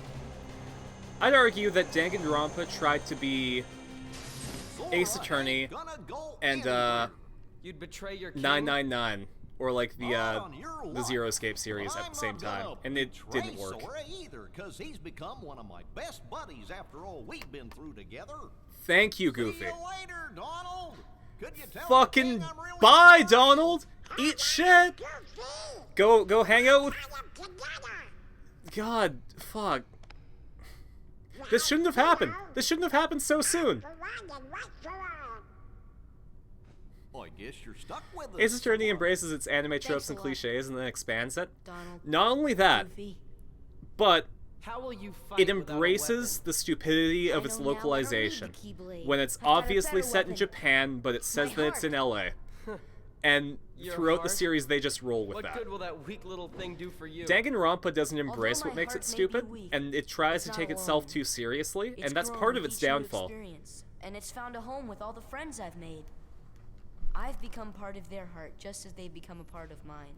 And if they think of me now and then, if they don't forget me, then our hearts will be one. I don't need a weapon. My friends are my power. Man, one of my favorite things is that there's a school of thought that says that you have two deaths. One when you actually die, and then one when everybody forgets about you. And that is like some existential dread right there. Right? Like, this is really, really bad. I'm just gonna stop it. This is a bad.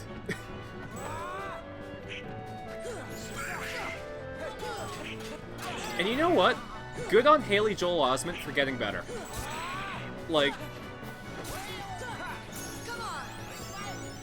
Kingdom Hearts 3 sounds so much better than this. It's hilarious.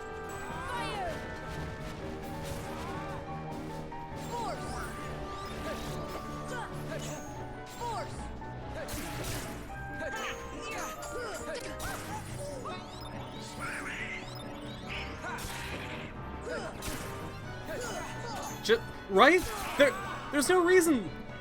There's no reason that Donald and Goofy should have switched back. They had their mission. They established it. My heart broke. Beast was our boy. And now Beast is gone. Donald and Goofy are like, hey, you know what? You know, I know we said that you could get fucked a couple seconds ago, but like, how about now?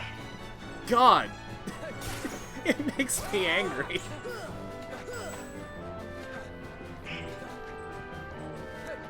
I don't have visceral reactions like this to stuff, but like, when something is so applauded and it ends up falling flat, even though like people understand in hindsight that maybe it wasn't so great.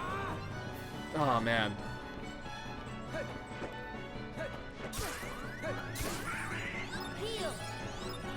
But you know what? Donald has healed me more in this level than he has the rest of the game. So that's some character development right there.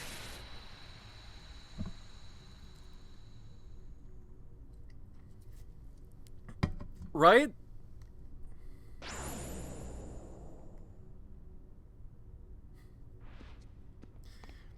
This fight should have happened in the next stage of the game. This whole thing should have happened, like, once we go back and, like, go through the world some more. Maybe learn some stuff from people. Also, Donald, like, you were the biggest asshole out of all three of them. Sorry. Well, yeah. Out of you, Goofy, and Riku, Donald Duck, you were the biggest asshole. You get replaced with our Burrow Beast. At least Goofy switched sides before you. Sora doesn't seem morally strong, he just seems naive and dumb. Yeah. And you know what? That can be strong. Like, if you have a series and you have your character grow in terms of morality and, like, their convictions, then that can be done really, really well. But when you have them just sort of flip-flop a lot, it just doesn't work.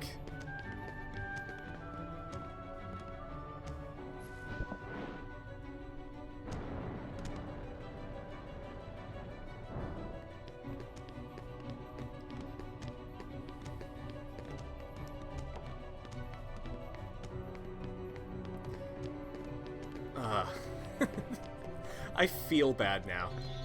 Like, just for what I've experienced.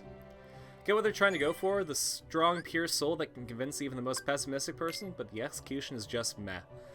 Yes. And you know what? We have that character in my D&D campaign. He is a Corgi Knight named Milo. He has a MacGuffin called an Incorruptible Heart, where he can just, like, nobody can sway him, and he does that better than this game. He has had his morals tried and tested, and his conviction has been molded by his experiences. He's never done, hey, you suck, but by the way, we're gonna hang out together still.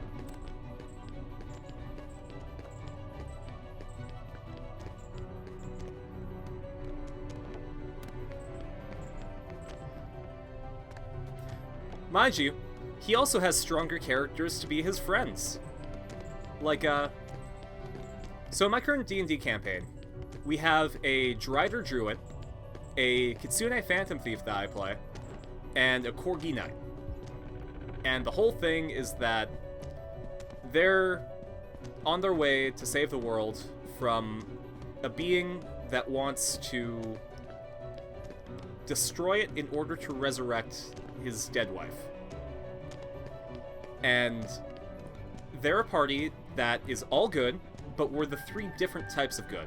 So we have lawful, neutral, and chaotic. And because of that, even though everyone wants to do the right thing, nobody can agree on what's the right way to do it.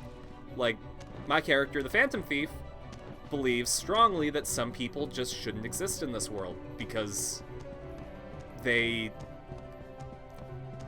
cause more suffering being alive.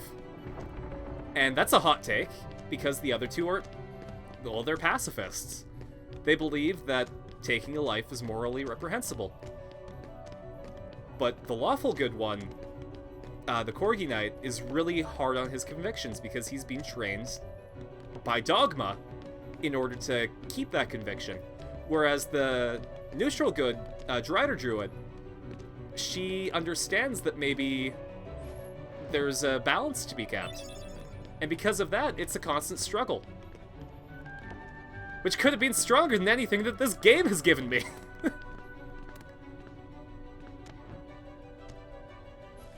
What would have made the last Riku fight better is Donald, Goofy, and Riku versus Sora and Beast. That would have been Kino. That would be fucking Kino. And it would prove that, like, friendships can be tested and people's loyalties can be swayed. If they did something to show that maybe what they were doing is wrong. Ugh. Nuance between the friends and conflict helps the bond between the two stronger in the end as well. Mm-hmm.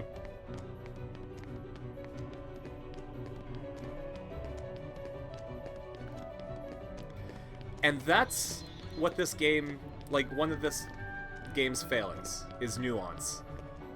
It's very heavy-handed.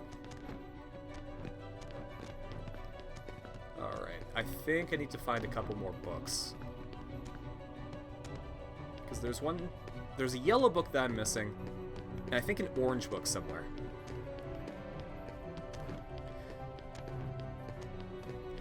Can you tell just how much I've grown from the Fate streams that I'm able to hold a conversation instead of just, like, go through the story? I should go back and rewatch the Fate episodes.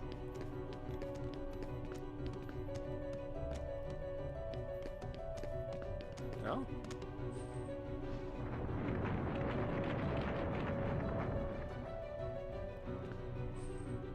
Round 2? There we go.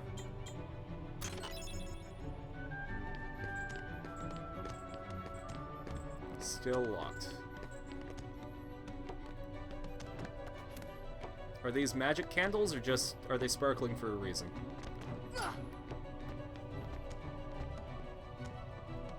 Oh, that's a pipe.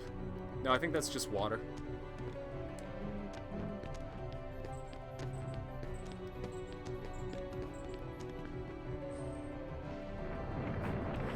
Don't want to even put Heaven's Feel next to this story. Oh, the Fate route is even better than this. Absolutely. Man. I can't wait to watch the Heaven's Feel movies and compare them.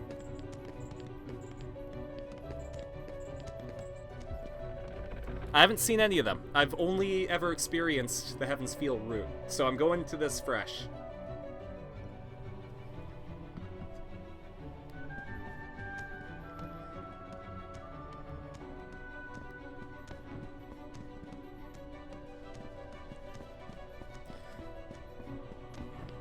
Man, just even looking at the Fate Stay Night, I guess, trilogy of routes, it does character development,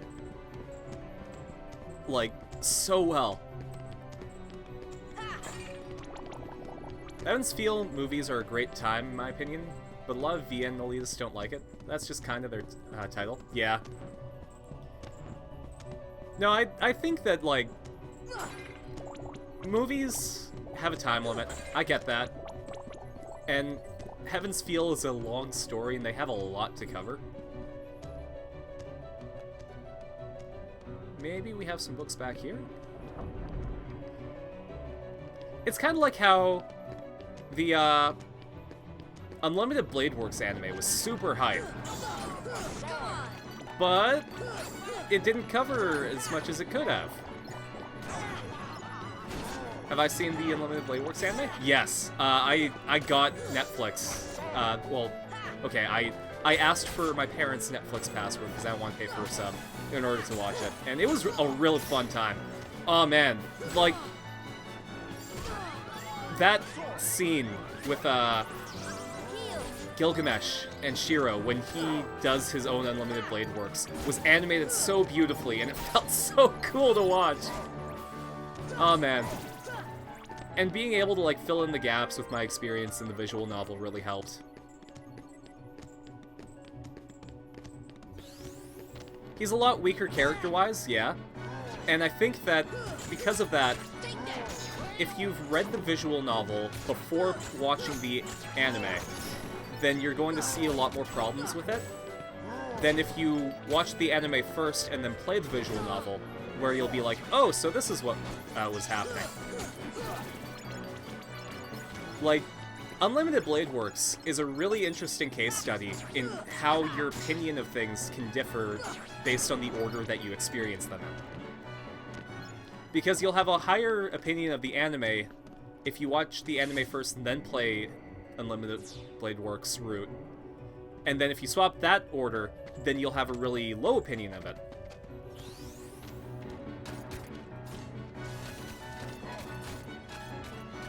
A lot of anime-only fans don't understand why visual novel fans like Shiro so much.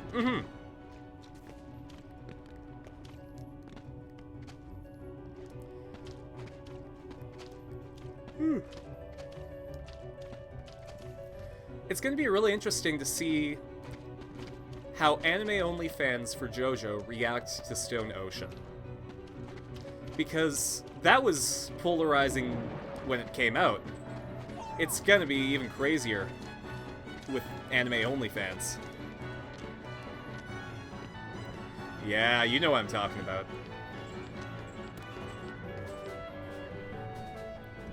Oh man, I'm so excited to see how people react to it. It's gonna be a clusterfuck.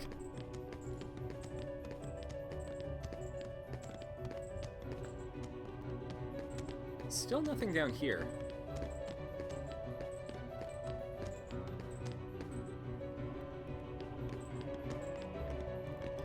And I don't see what I can change down here, unless I go back underneath this. I kinda hope that, they can save a lot of budget because of the location. Because most of Stone Ocean takes place in the Green Dolphin Street prison. So they don't really, like, they can reuse a lot of assets. So they might just go full bar on visuals. You adore the ending of Part 6? It's not your favorite part, but the ending's so good? And, like, the fact that they made Emporio so, like, such an important character, but you don't really feel it until it hits you. Man.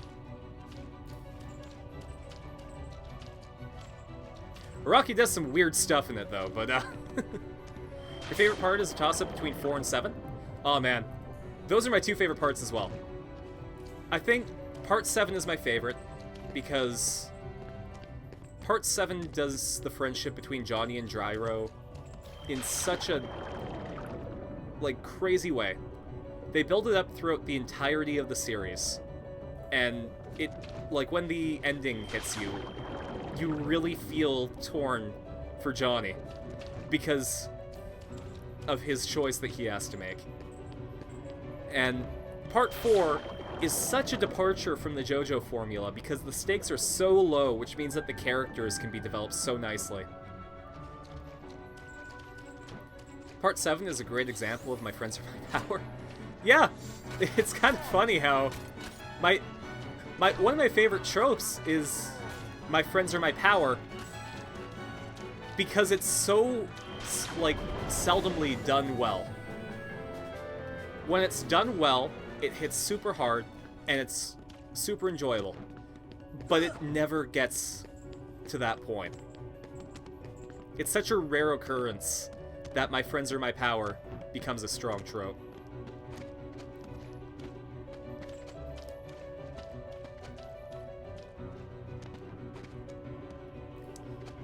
Well, I don't think that there's much I can do up here. But yeah, Part 4, like, just, it changes the rules of JoJo. It makes it so that, like, you can just go and, you know, find a guy who can transform into some dice and scam that asshole manga artist that you hate. And that's a whole arc. And it feels, like, naturally placed and everything. It doesn't feel like it shouldn't be there. And Kira is such a different villain type? Absolutely. Because he just, like, compared to the rest of the series, yeah. Yoshikage Kira wants to have a quiet life, and he'll go through any means in order to obtain that. But his critical failure is that he's a serial killer, and therefore cannot be granted normal life. He wants to have his cake and eat it too.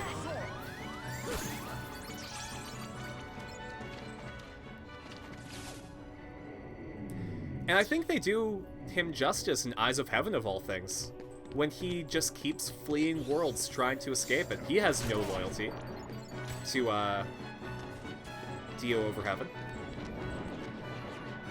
Oh, man. The end fight with Kira. Like, the whole thing with Josuke making the Kira-seeking bullet with the glass, and it's shaped like a heart? Oh, man. And then they don't even want to do him in. Like, man. Yeah, it's just skill versus skill.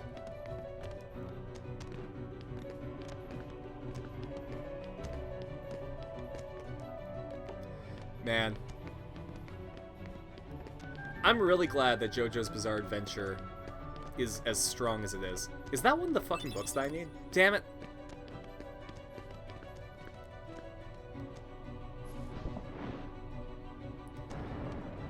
Right? The town that he is infested is what kills him.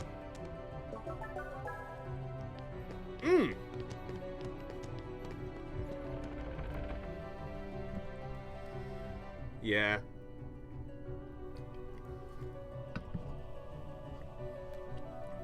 Well, what's also really interesting is that Part 4 is a series that really focuses on the friendships between the characters and how they grow to enjoy each other's company.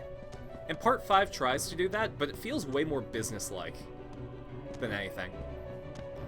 Like, I don't really buy the relationship between Giorno and the rest of the Gangstars.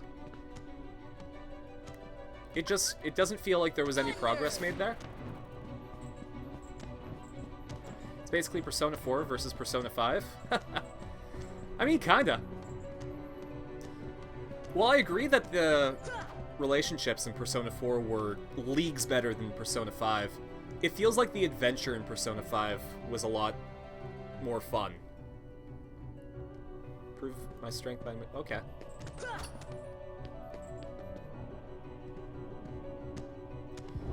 Like, I'm gonna throw a spicy take here. Love Persona 4. Persona 5 is my favorite game.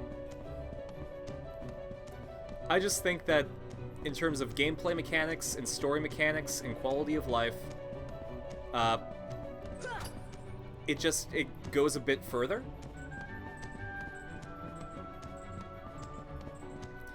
But there's no denying that because of the smaller stakes, the relationships between the characters in Persona 4 do a lot more for me.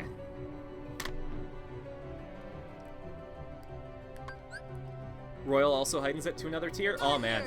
The ending of Persona 5 Royal. Like, when it just switches to I Believe in the middle of that fight. That being said, in Persona 4, when...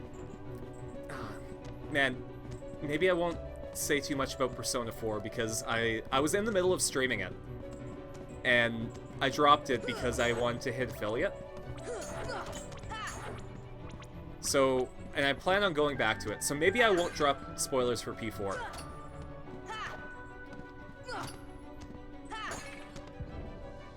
Oh, I didn't even read that and I did it. Good job, me. The new arc in Royal is legit one of my favorites. Absolutely. Holy shit, the new arc in Royal feels so nice. Right? He's a character that you can really feel for. Like, he wants to do so much to better the world.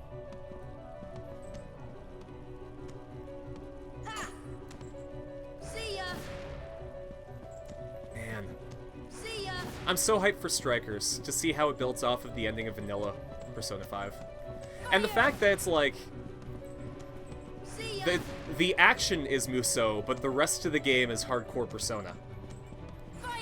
I think that's what sold it for me. Because what I've heard is that it's a Persona game if you swapped the turn-based combat for action.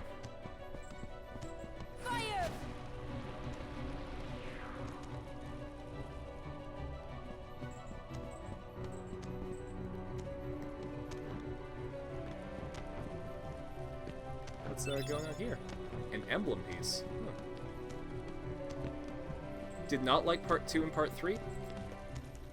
Nah, I mean, like, they're different stories. Absolutely.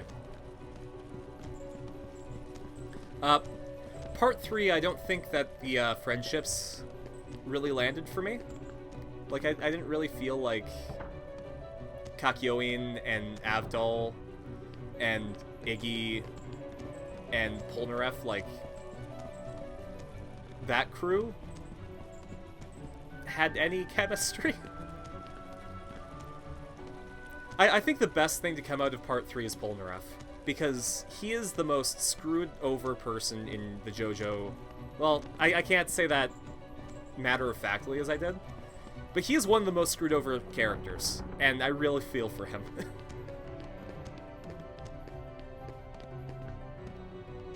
Need to find that book.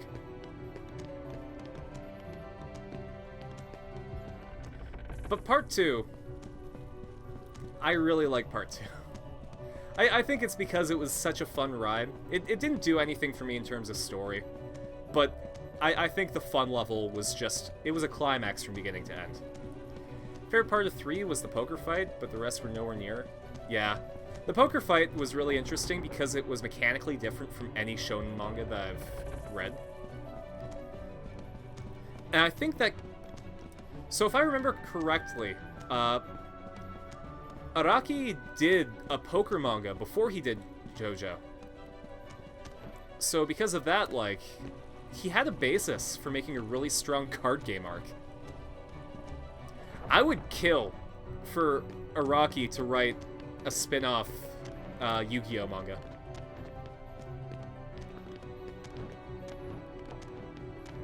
Man, now I'm gonna want that forever. Part 2 for me is dragged down because unlike the rest of the fandom, I don't like Joseph.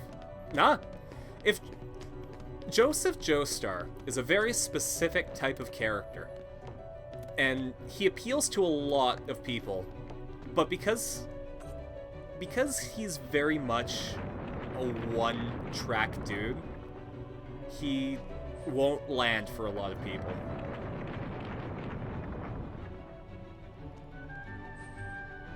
He's the invincible character that can do no wrong, no matter what happens. As far as lore is concerned, he survived Made in Heaven. Like, what the fuck?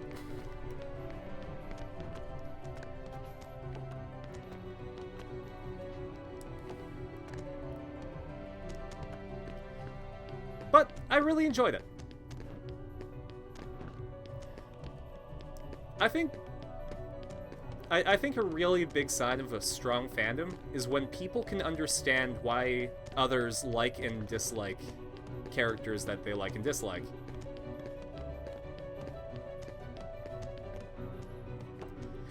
Yeah, I really wish that they played his assholes as, like, luck shining on him. Like, he had the favor of luck instead of him being crafty.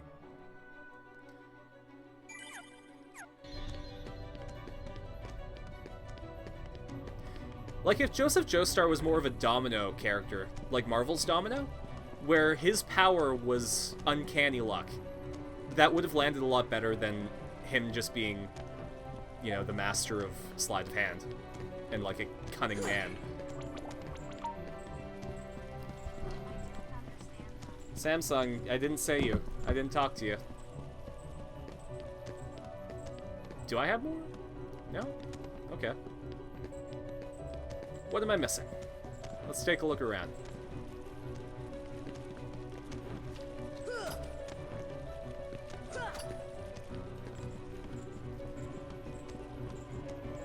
I feel like everything that I need's supposed to be in this area. Like, I shouldn't have to go back for anything. Let's see if any of the other statues have anything to say. So I liked old Joseph a lot more. The word is overused so much nowadays, but he was no longer a Mary Sue. Things went wrong with him. Mm-hmm. Like, I understand if you want a character that can do no wrong and always wins. And that's fun for a while, but it gets grating. Am I just missing something? I can't do the Trinity attack here. It's not letting me. Do I have to have... Oh, maybe I have to have everyone. Maybe I gotta get the Sora, Donald, and Goofy crew together for this.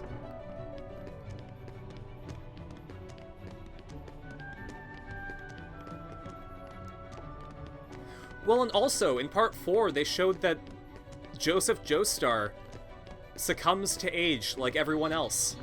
Like, he was senile. He still had moments of lucidity, but he was not the character he was in Parts 2 and 3. He was fallible.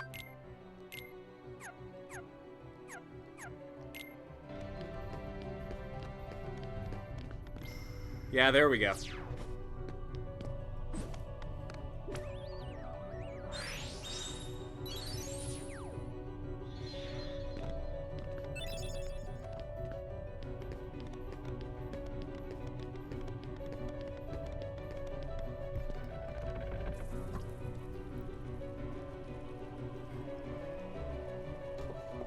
Just gonna leave that there. Even when young Joseph lost, he didn't get that much personal consequences. Oh no, I lost my arm, but now I got the cool metal arm. Right? Polnareff was done so dirty by everything, and because of that, like, he grew.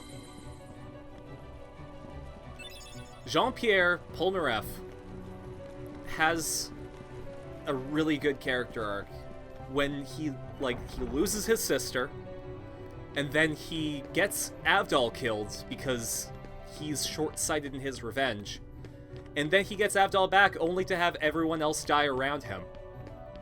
Then he goes and gets crippled, and finally gets turned into a turtle.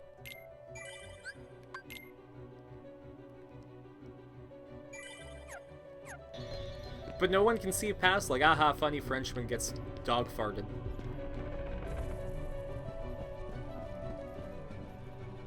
Oh, I was supposed to be in the library. Oh man, I was on automatic for a second. Sorry, guys. No, I think it was a green book that I had. That would have been around here somewhere, right?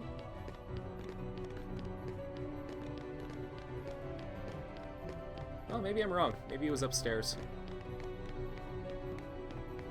Maybe the slot for the book was the friends that we made along the way.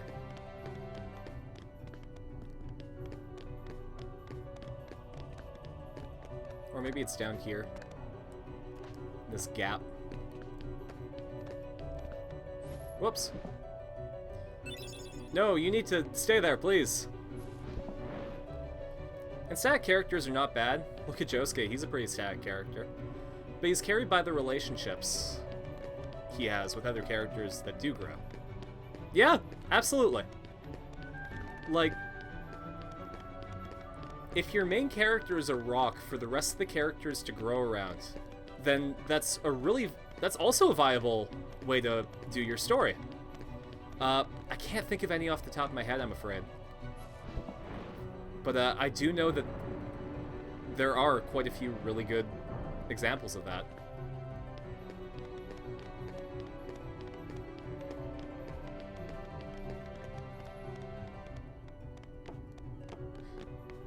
I mean, I guess if you think about it, the whole Persona series. It's been like, since the PSP days, since I've played Persona 1 and 2, but like, all the characters in Persona 3 grow around Minato. Even though he stays pretty much the same, he's just like the angsty silent protagonist. Narukami, like he's the perfect but kinda odd silent protagonist that everyone grows around. And then, you know, Ren from Persona 5. He's the snarky protagonist that everyone grows around. And everyone plays off of those specific quirks, even though, you know, the player is in charge of the other stuff.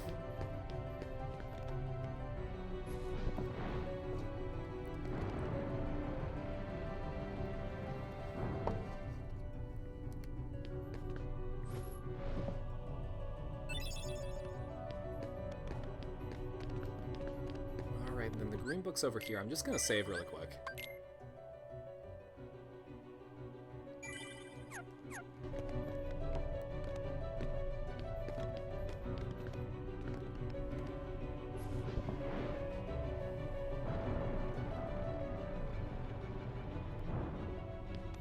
Then we got the purple book. And with that, we should have... Yeah, I don't think that there are any more open slots.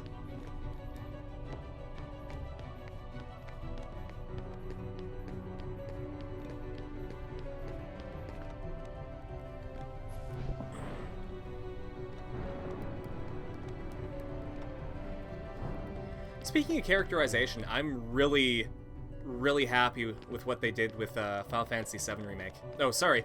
Leading this whole convo back to Kingdom Hearts, Sora fails at being any of those main character archetypes. Absolutely. It feels weird, because Sora feels worse to me because I only ever played the side games.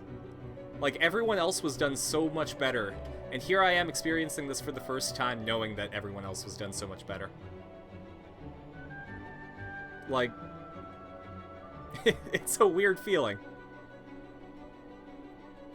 But yeah, like, so with Final Fantasy VII, I never got past Midgar. Like, once the, like, in the original game. Once the game went open world, I kinda dropped it. But now that I'm going into Final Fantasy VII Remake, it really feels like they're doing way more with the characters. In stretching the Midgar stuff to a 30-something hour game. When the edgy boy with barely any personality is the best part of the trio, something is wrong. Yeah. Am I not supposed to be up here yet? What's with all these invisible walls?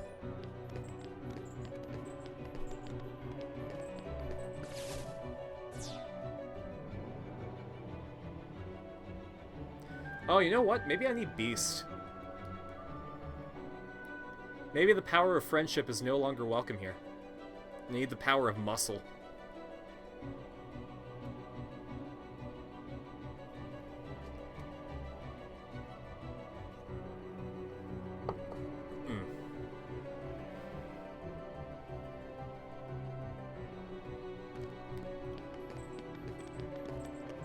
I'm really excited to play more games blind on this stream. The feel I'm going for is mostly like just a public hangout space. I don't plan on being particularly good at the games that I play, but I like sharing my first experiences with everyone. Never really bought the friendship between Donald and Goofy with Sora. I mean, as we just demonstrated, they can leave on a whim. There is no reason for them to stick around. Blind Let's Plays are always fun? Yeah. I think it's mostly because I like sharing experiences with people. And, you know, if I've already done something before, it kind of feels more like I'm just going through the motions, which probably makes for a better hangout, but with a blind playthrough, like, I can be chatting and then something crazy happens in the plot and I'm just blindsided by it.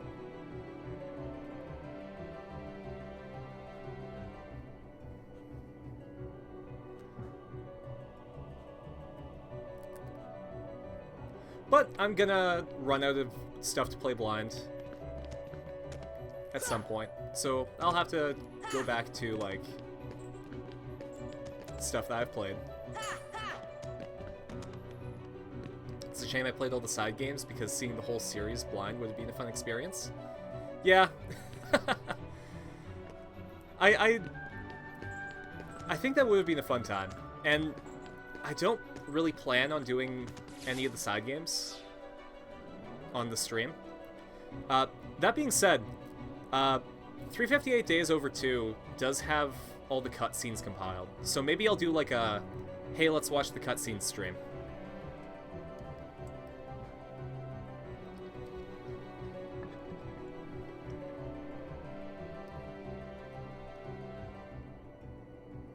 Yeah, you know what? I think that's what we're going to do. Because 358 Days Over 2 takes place in between Kingdom Hearts 1 and Kingdom Hearts 2, right? Or rather, like, Kingdom Hearts Chain of Memories and Kingdom Hearts 2. So, you know, reasonably, I should just go through the cutscenes before I start 2. Plus, it would be a nice break in the gameplay. I'm not missing anything, am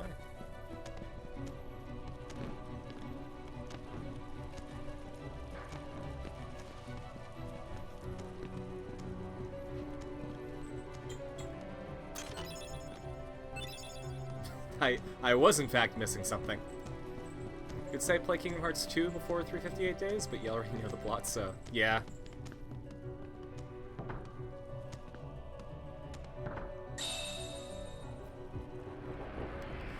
I don't know if I'm going to go through Chain of Memories. I played the Game Boy Advance Chain of Memories, so it's going to be a big departure. And I don't know. I don't know if having to think in 3D space is going to work out for me. What? You're saying my heart's weaker than his? Damn straight it is. Did you see how quickly Donald and Goofy changed allegiances? You can become stronger. You showed no fear in stepping through the door to darkness. It held no terror for you. Plunge deeper into the darkness, and your heart will grow. A lot of people fall into the mindset of playing 358 days before Kingdom Hearts 2, where Kingdom Hearts 2 is made with the assumption that you don't know what Roxas and the whole deal. Okay. Open yourself to the darkness. That is all. All I know with Kingdom Hearts 2 is that Axel keeps, like, getting angry at Sora for not being Roxas.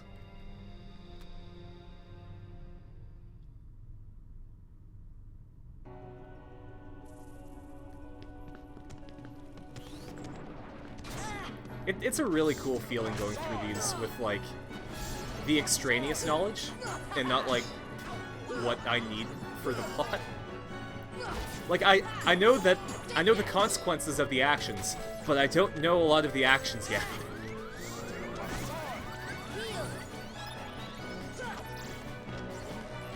Darkness is the spare word of this game? Yeah.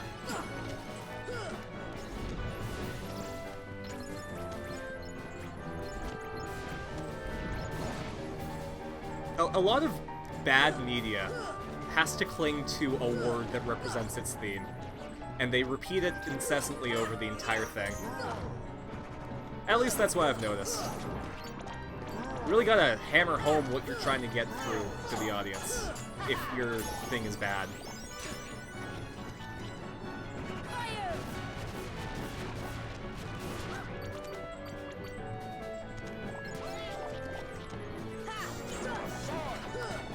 Man.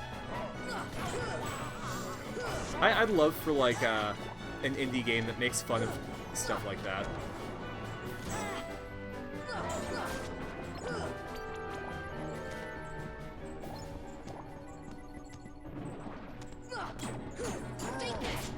I think one thing that did it for me was when, like, Woody from Toy Story was talking about darkness and just how Buzz got consumed by it. That was really jarring. Riku falls deeper in his corruption for no real reason. Yeah! The only thing that's holding on to Riku is the fact that, like, Mommy Maleficent's trying to guide him. That really is what it is. Maleficent's just his mommy.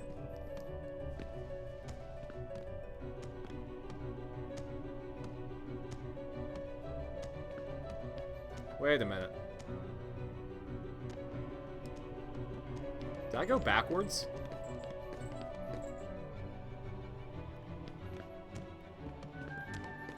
Oh, stuff got unlocked.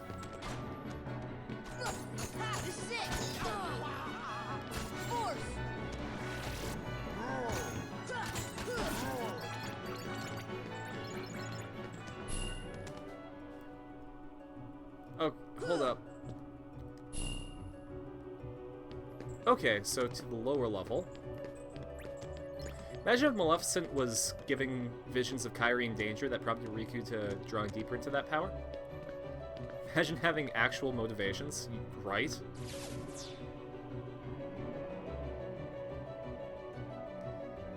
Like, it feels like there's a plot to this game, but it's sort of hidden behind a whole bunch of useless shit. And because of all the, like, extraneous stuff, when something's supposed to hit, it either comes too early or too late. Pacing, there we go. Pacing is what this game is really not hitting. Because these plot points could be strong if they were put in the right slot. If they were given, like, the time that they needed, or given less time.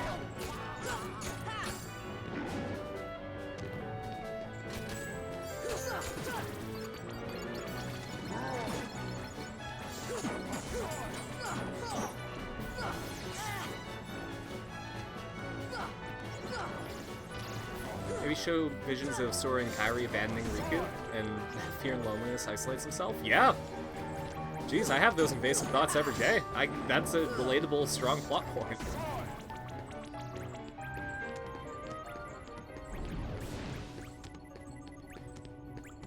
Right? Like...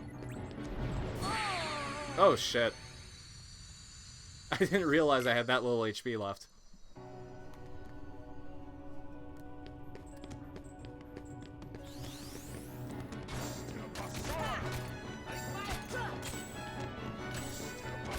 It's interesting, because, like, you can really enjoy this game in chunks. Like, if you don't take it as a cohesive whole, and you just separate individual areas of the game, then there are some really fun parts. But trying to think of it all at once kind of makes me angry. And there my Samsung phone goes again. It confuses angry with the name.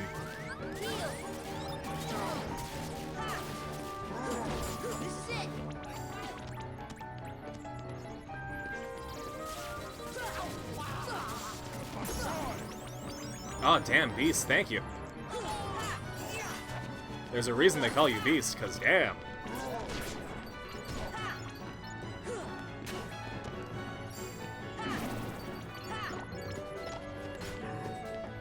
Yeah, I really hope that now that Kingdom Hearts kind of finished a huge arc, Nomura... Is it Nomura? Is Nomura the composer? No, either way. The director goes and reanalyzes what he wants to do with the series. You play as a planeswalker doing shit in Disney movies, and yet they ruin it. Yeah! And I'm really afraid that, like, with Disney being who it is right now, because when this game was made, like, they were kinda not the... Like, they were still a huge powerhouse, but they didn't really have as much focus as they do right now. So they had a lot of content that they could, like, do with as they will. And they were letting people use it for whatever. But now that they have such a stranglehold, you know, it feels like they're directing a lot of stuff. Nomura was originally a character designer, it shows, yeah. Like, it really does feel that he's trying to fulfill something that he couldn't get in Final Fantasy Versus 13 with the Yozora stuff.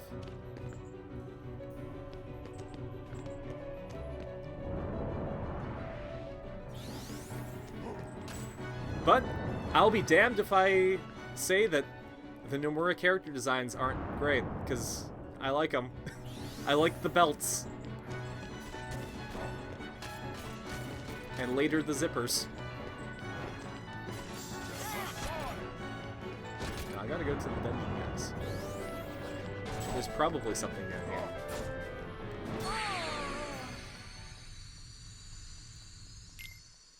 Appreciate how forgiving this game is with its checkpoints. I'm not good at Kingdom Hearts, but you know what? The checkpoints make up for it.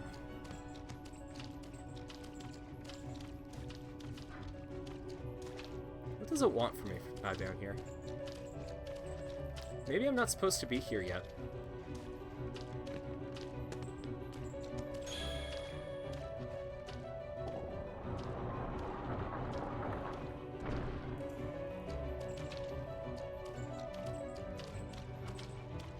Because that didn't do anything.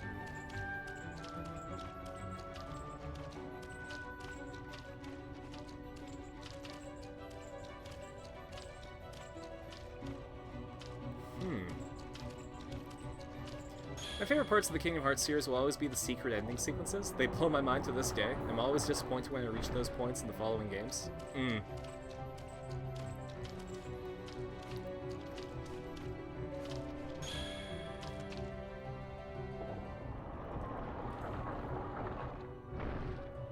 Okay, so I'm locked out of there.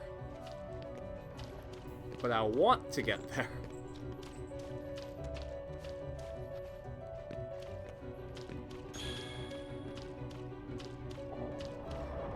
Yeah, I don't think I've gone for any of the secret endings myself, to be completely honest. Kingdom Hearts was never that kind of game for me.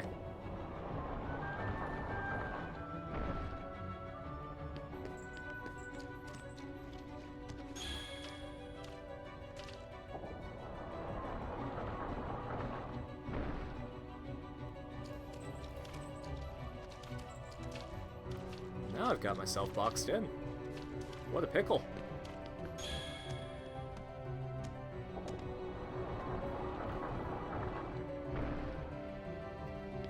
It's basically these movie tier levels of animations you can watch if you 100% the game that hint to following games. Okay.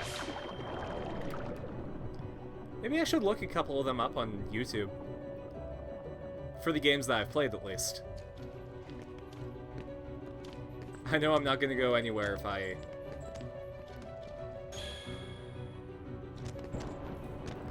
There we go.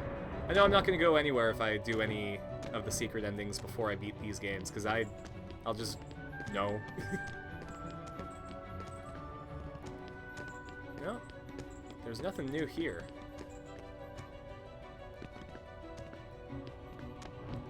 alright.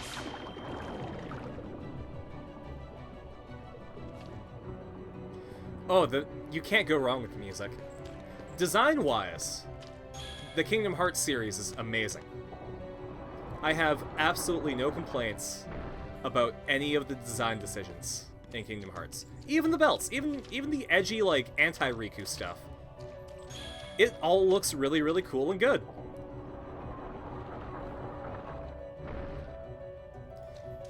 But the writing, and, like, I guess the direction, too.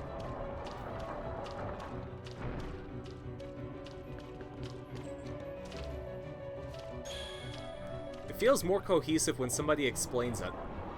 And I think that's a big problem. Alright, so we've reset everything. And fortunately, I don't think that there are any other buttons I can push. So this area is kind of a lost cause. Is that a button down there? Hold up.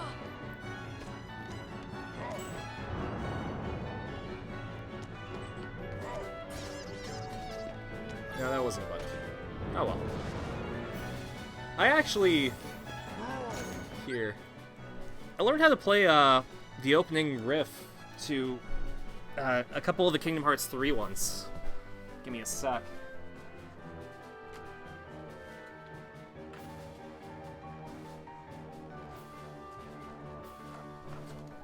There we go.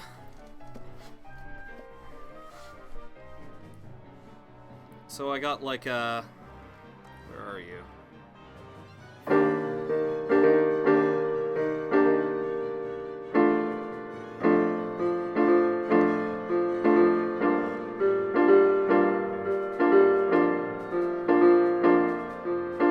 So I was able to do what was that one? Don't Think Twice. And then, I've got this one mostly down. There we go. And it was...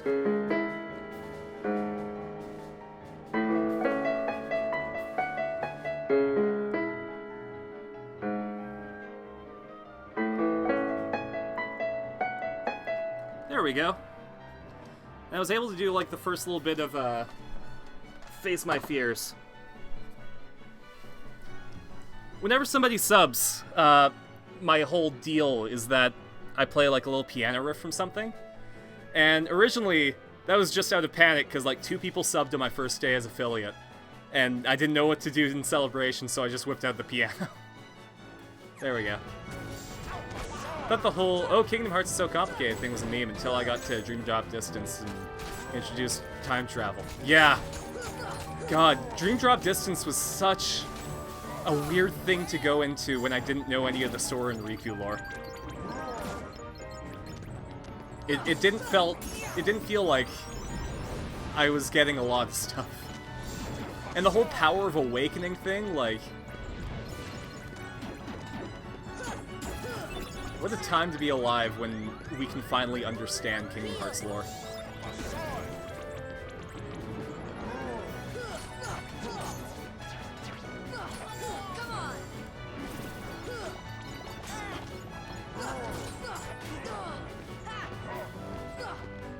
I should probably heal myself.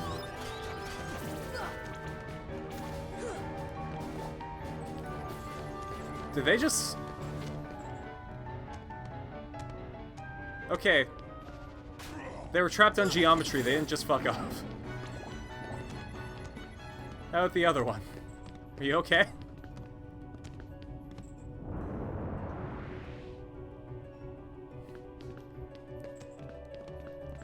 Back then, I just subbed Power of Awakening as, like, true revival magic.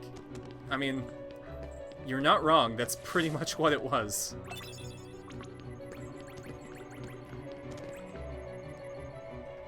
No response.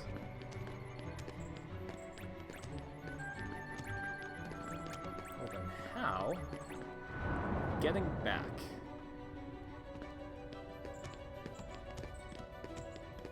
Guess I'm just going this way.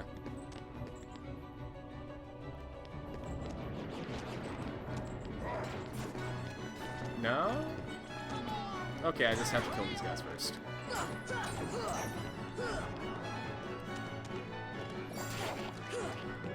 Though, so the whole Aqua thing in Kingdom Hearts 3 probably hit harder for me because I had such an attachment to Birth by Sleep.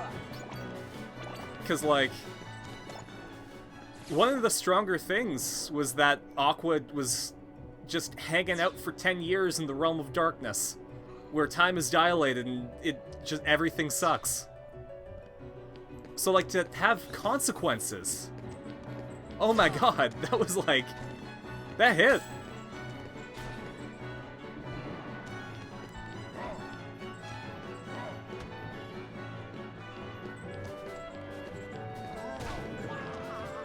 And then also playing Chain of Memories and 358 Days Over 2, having those be important, made the whole Castle Oblivion thing, like, super... it blew my mind when it was like...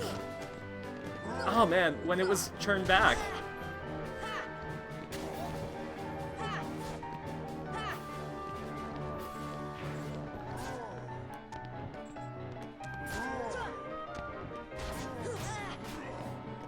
It felt really cool being hyped for different things.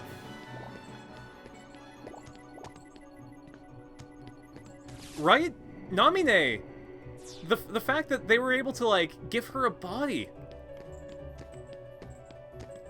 And, you know, playing through the series, they don't fucking reference Namine as much as they need to. Oh, I feel like this is a plot point area. Or an arena of some sort. No, this is an arena. Wish they replaced Kairi with Namine? Yeah. Or at the very least, like... maybe in these next games, they're going to give Kairi a character. I know that's a lot to ask for. You know, Nomura writing a woman properly. But, why is Kairi's shadow 100 times better than her? Maybe it's because it's her shadow.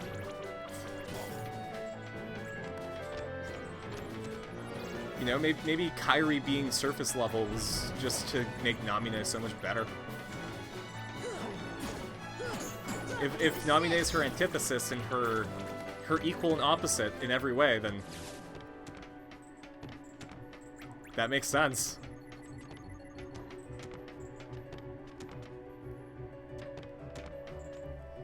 Same question as Sora? Yeah. I'm starting to feel like maybe I should have just, like... well, no. Playing through these makes me appreciate just how much better the side stories are.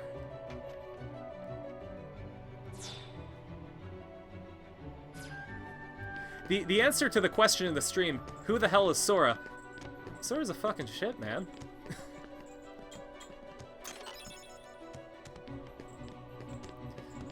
Sora makes all the games that I've played feel better. Gotta play Kingdom Hearts 2? Yeah, I do.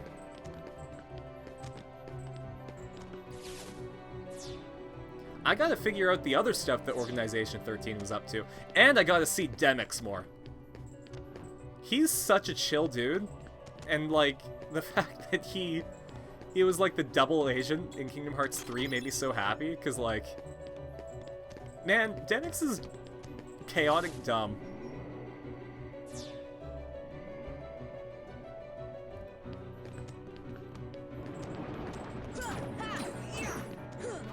The fact that he was entrusted with anything important was Xehanort's downfall.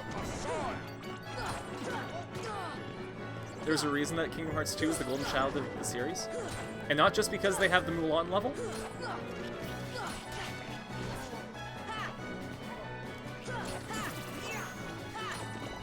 I'm kidding. I have heard that Kingdom Hearts 2 is, like, one of the redeeming factors of the main series.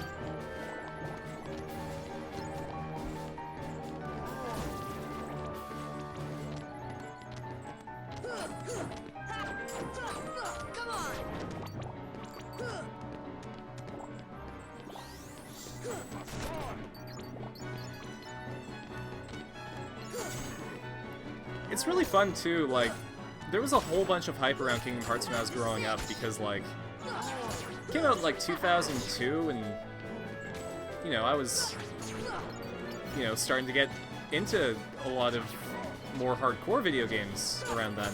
But I never had a PlayStation 2 until like the PlayStation 3 was already out. So I never got a chance to play it as it was coming out. And the reason why people are so disappointed with 3? That's interesting. Because 3 felt pretty, like, decent to me. But that's probably because it was tying up the loose ends of the side stories that I was playing.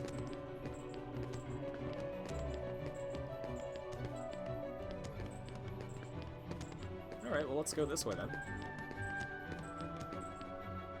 Not only that, but, like, Kingdom Hearts 3's controls were a lot better.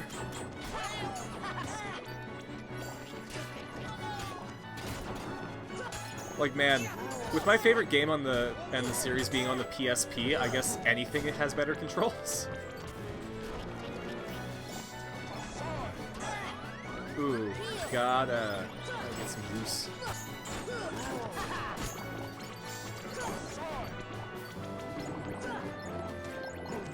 A lot of fans hated 3 for reasons? Oh, that's cool. I'm really excited to find out those reasons.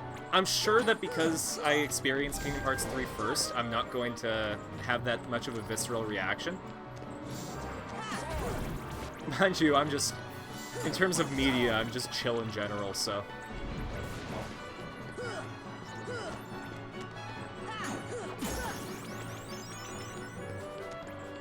I'm excited, though.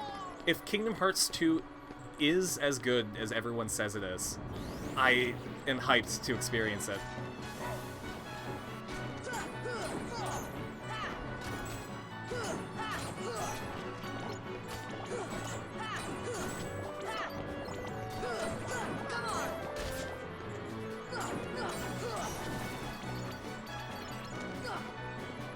Oh, sorry, Beast.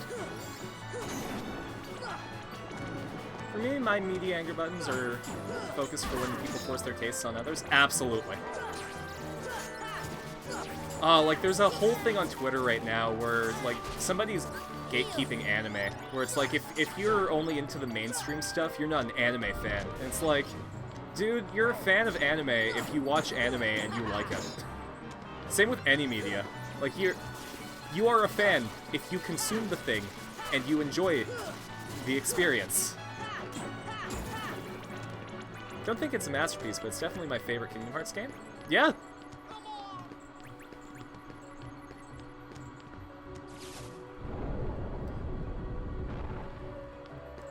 Fate being considered normie, right?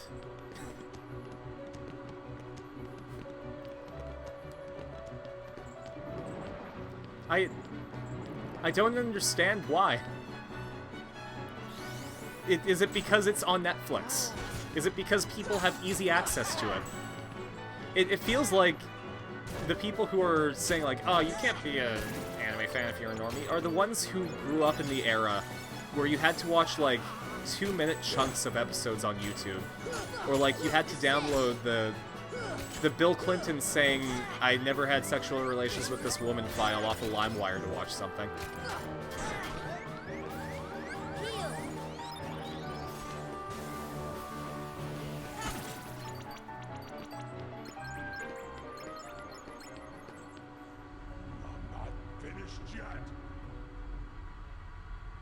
Alright, Beast, what you got? What do you got for us?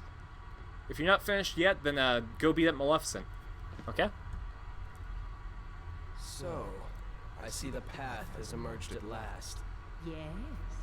The keyhole to the darkness. Unlock it. Man, the heartless Last Fool, I don't know if you're overrun caught this up with the world. lore for the mobile game, but Maleficent is being, like, really pushed in the plot, and it's so weird. I will use its power to Gatekeeping is rule all always a laugh, worlds. because I know why Such people act like confidence. that. I invested so much time and effort into this media, I can only fully enjoy it and have this title of fan, and everything else has to consume the same amount of time. Ah, Yeah, impossible. it feels The like princess is ease a of part access all makes here. people angry. It must be her. Without her heart, she will never be able to release her power. The king's fools are here. They're insecure and try to base their personality I'll of what deal they with them consume, myself. which is a wall. Yeah. You stay If- here and guard the If the media princesses. that you consume is a facet of your personality, then you don't have a really strong personality. Now, if it helped shape who you are, then that's a different story. Like, specifically, Gurren Lagann helped me with self-esteem. Like, I straight up have a tattoo of the Dai Gurren symbol right here on my arm so that every day I can see it and remind myself to believe in the me who believes in myself. It is unstoppable. But, like, We my stopped personality isn't Gurren After coming Lagann. this far, there's no way we're gonna let that happen. It's fine to enjoy media, and poor hell, maybe simple influence is fool. great, You but think to you make can your whole defeat me? personality about it alone is Me, weird. the Yeah. mistress of all evil! I'm starting to feel that in the Dungeons & Dragons community. Because, so the campaign that I was a part of, Fool's Gold, my friend Dingo is animating it. And a lot of people are enjoying it, which is great. I really appreciate that. But then there's a subset of people who are like, you mean it's a more story-oriented thing, and you guys, like, don't pay attention to some of the rules? Why even bother? And it's like, buddy, the rules say that you can change the rules. And, like, the people who are like, I've been playing since, like, 2nd edition, and this is garbage. Ugh. I'm taking a ride with you, Maleficent. Hope you don't mind.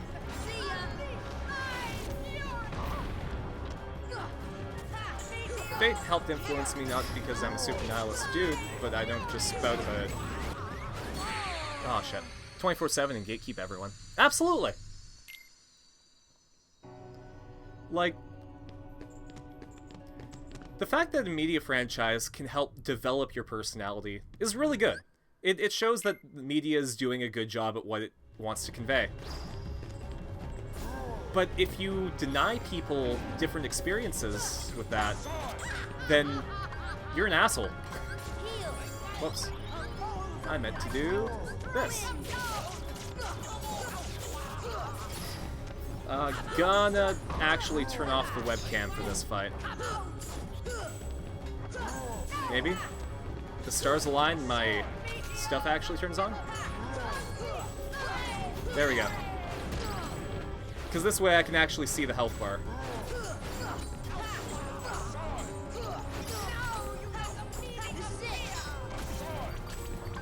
I don't know the meaning of fear, because I have the power of friendship. And Beast, who's my bro. That's another thing that fans don't get, that people can derive different things from the same media you watch. Absolutely! Like, I hate the idea that everyone... Okay, well, I was on the right track with that, I just need to heal better. And also slot arrow. The fact that people can gain different things from what you like is one of the main things that media has the power to do. Like, everyone can derive different meaning from stuff, and that's okay. You're allowed to do that. Also, shit, I need to slot some stuff on Goofy here.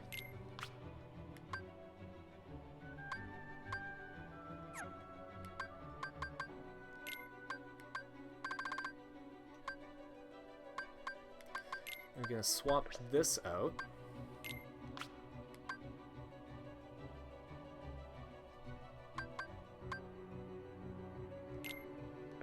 Don't need that. There we go.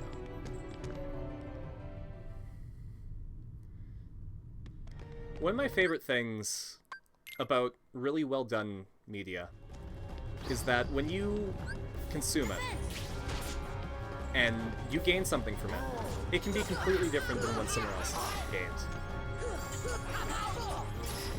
And I think that's the strongest part of a really good series.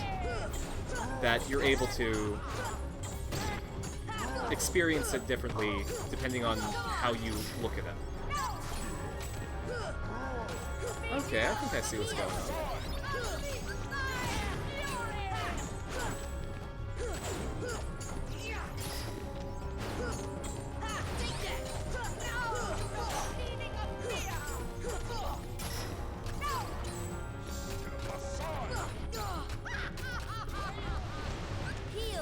People keep basing their personality on media they watch makes sense, because there's so much vitriol arguments on the internet. Because when you attack media they consume, you feel like they're attacking their personality. Yeah! And, you know, I don't want to sound like a boomer or anything, but it feels like it's... I feel like it's the younger generation that does that, and then as they grow they realize that that might not be their entire personality. That being said, like, a lot of grown-ass adults have that same mentality, and it's toxic. But it feels like people grow out of it, and that's really uplifting.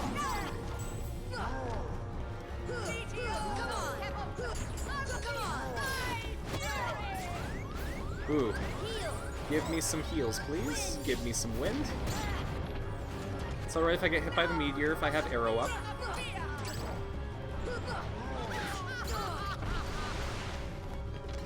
Gonna hang out. No, no. You're not gonna let me? I get it. You're a big, strong platform who don't need no man.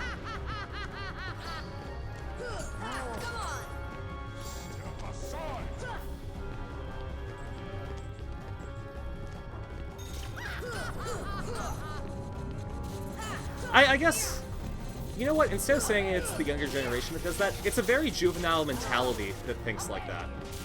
Like, it feels like it's something that you develop towards, being able to actually remove your personality from media.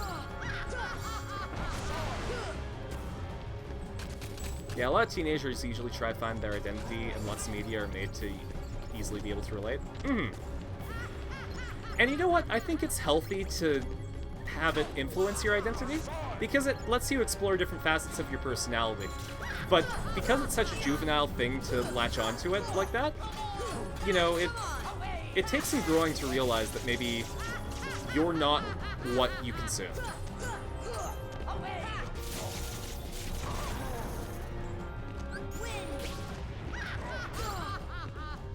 Maleficent, please.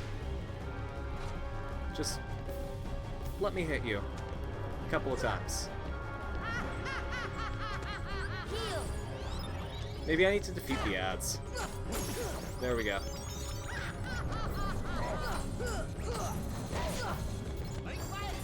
I see it a lot with My Hero Academia right now, where a lot of people, like, there are a lot of characters that have really strong, like, single-faceted personalities, and they latch onto a character, and they make that character who they are. I did that when I was a teenager. I wanted to be L from Death Note. I wanted to make that my personality. But you grow out of it. And, you know, it's healthy to explore. Ooh, I was so close. But you know what? It's like almost midnight. So I think what I'm going to do, I'm going to turn back, find a save point, and that's going to be it. Ah, there's no save point, huh? Oof. Okay. Well, what I'll do is before the next stream, I'll get back here. Because, I need to sleep. I have D&D tomorrow.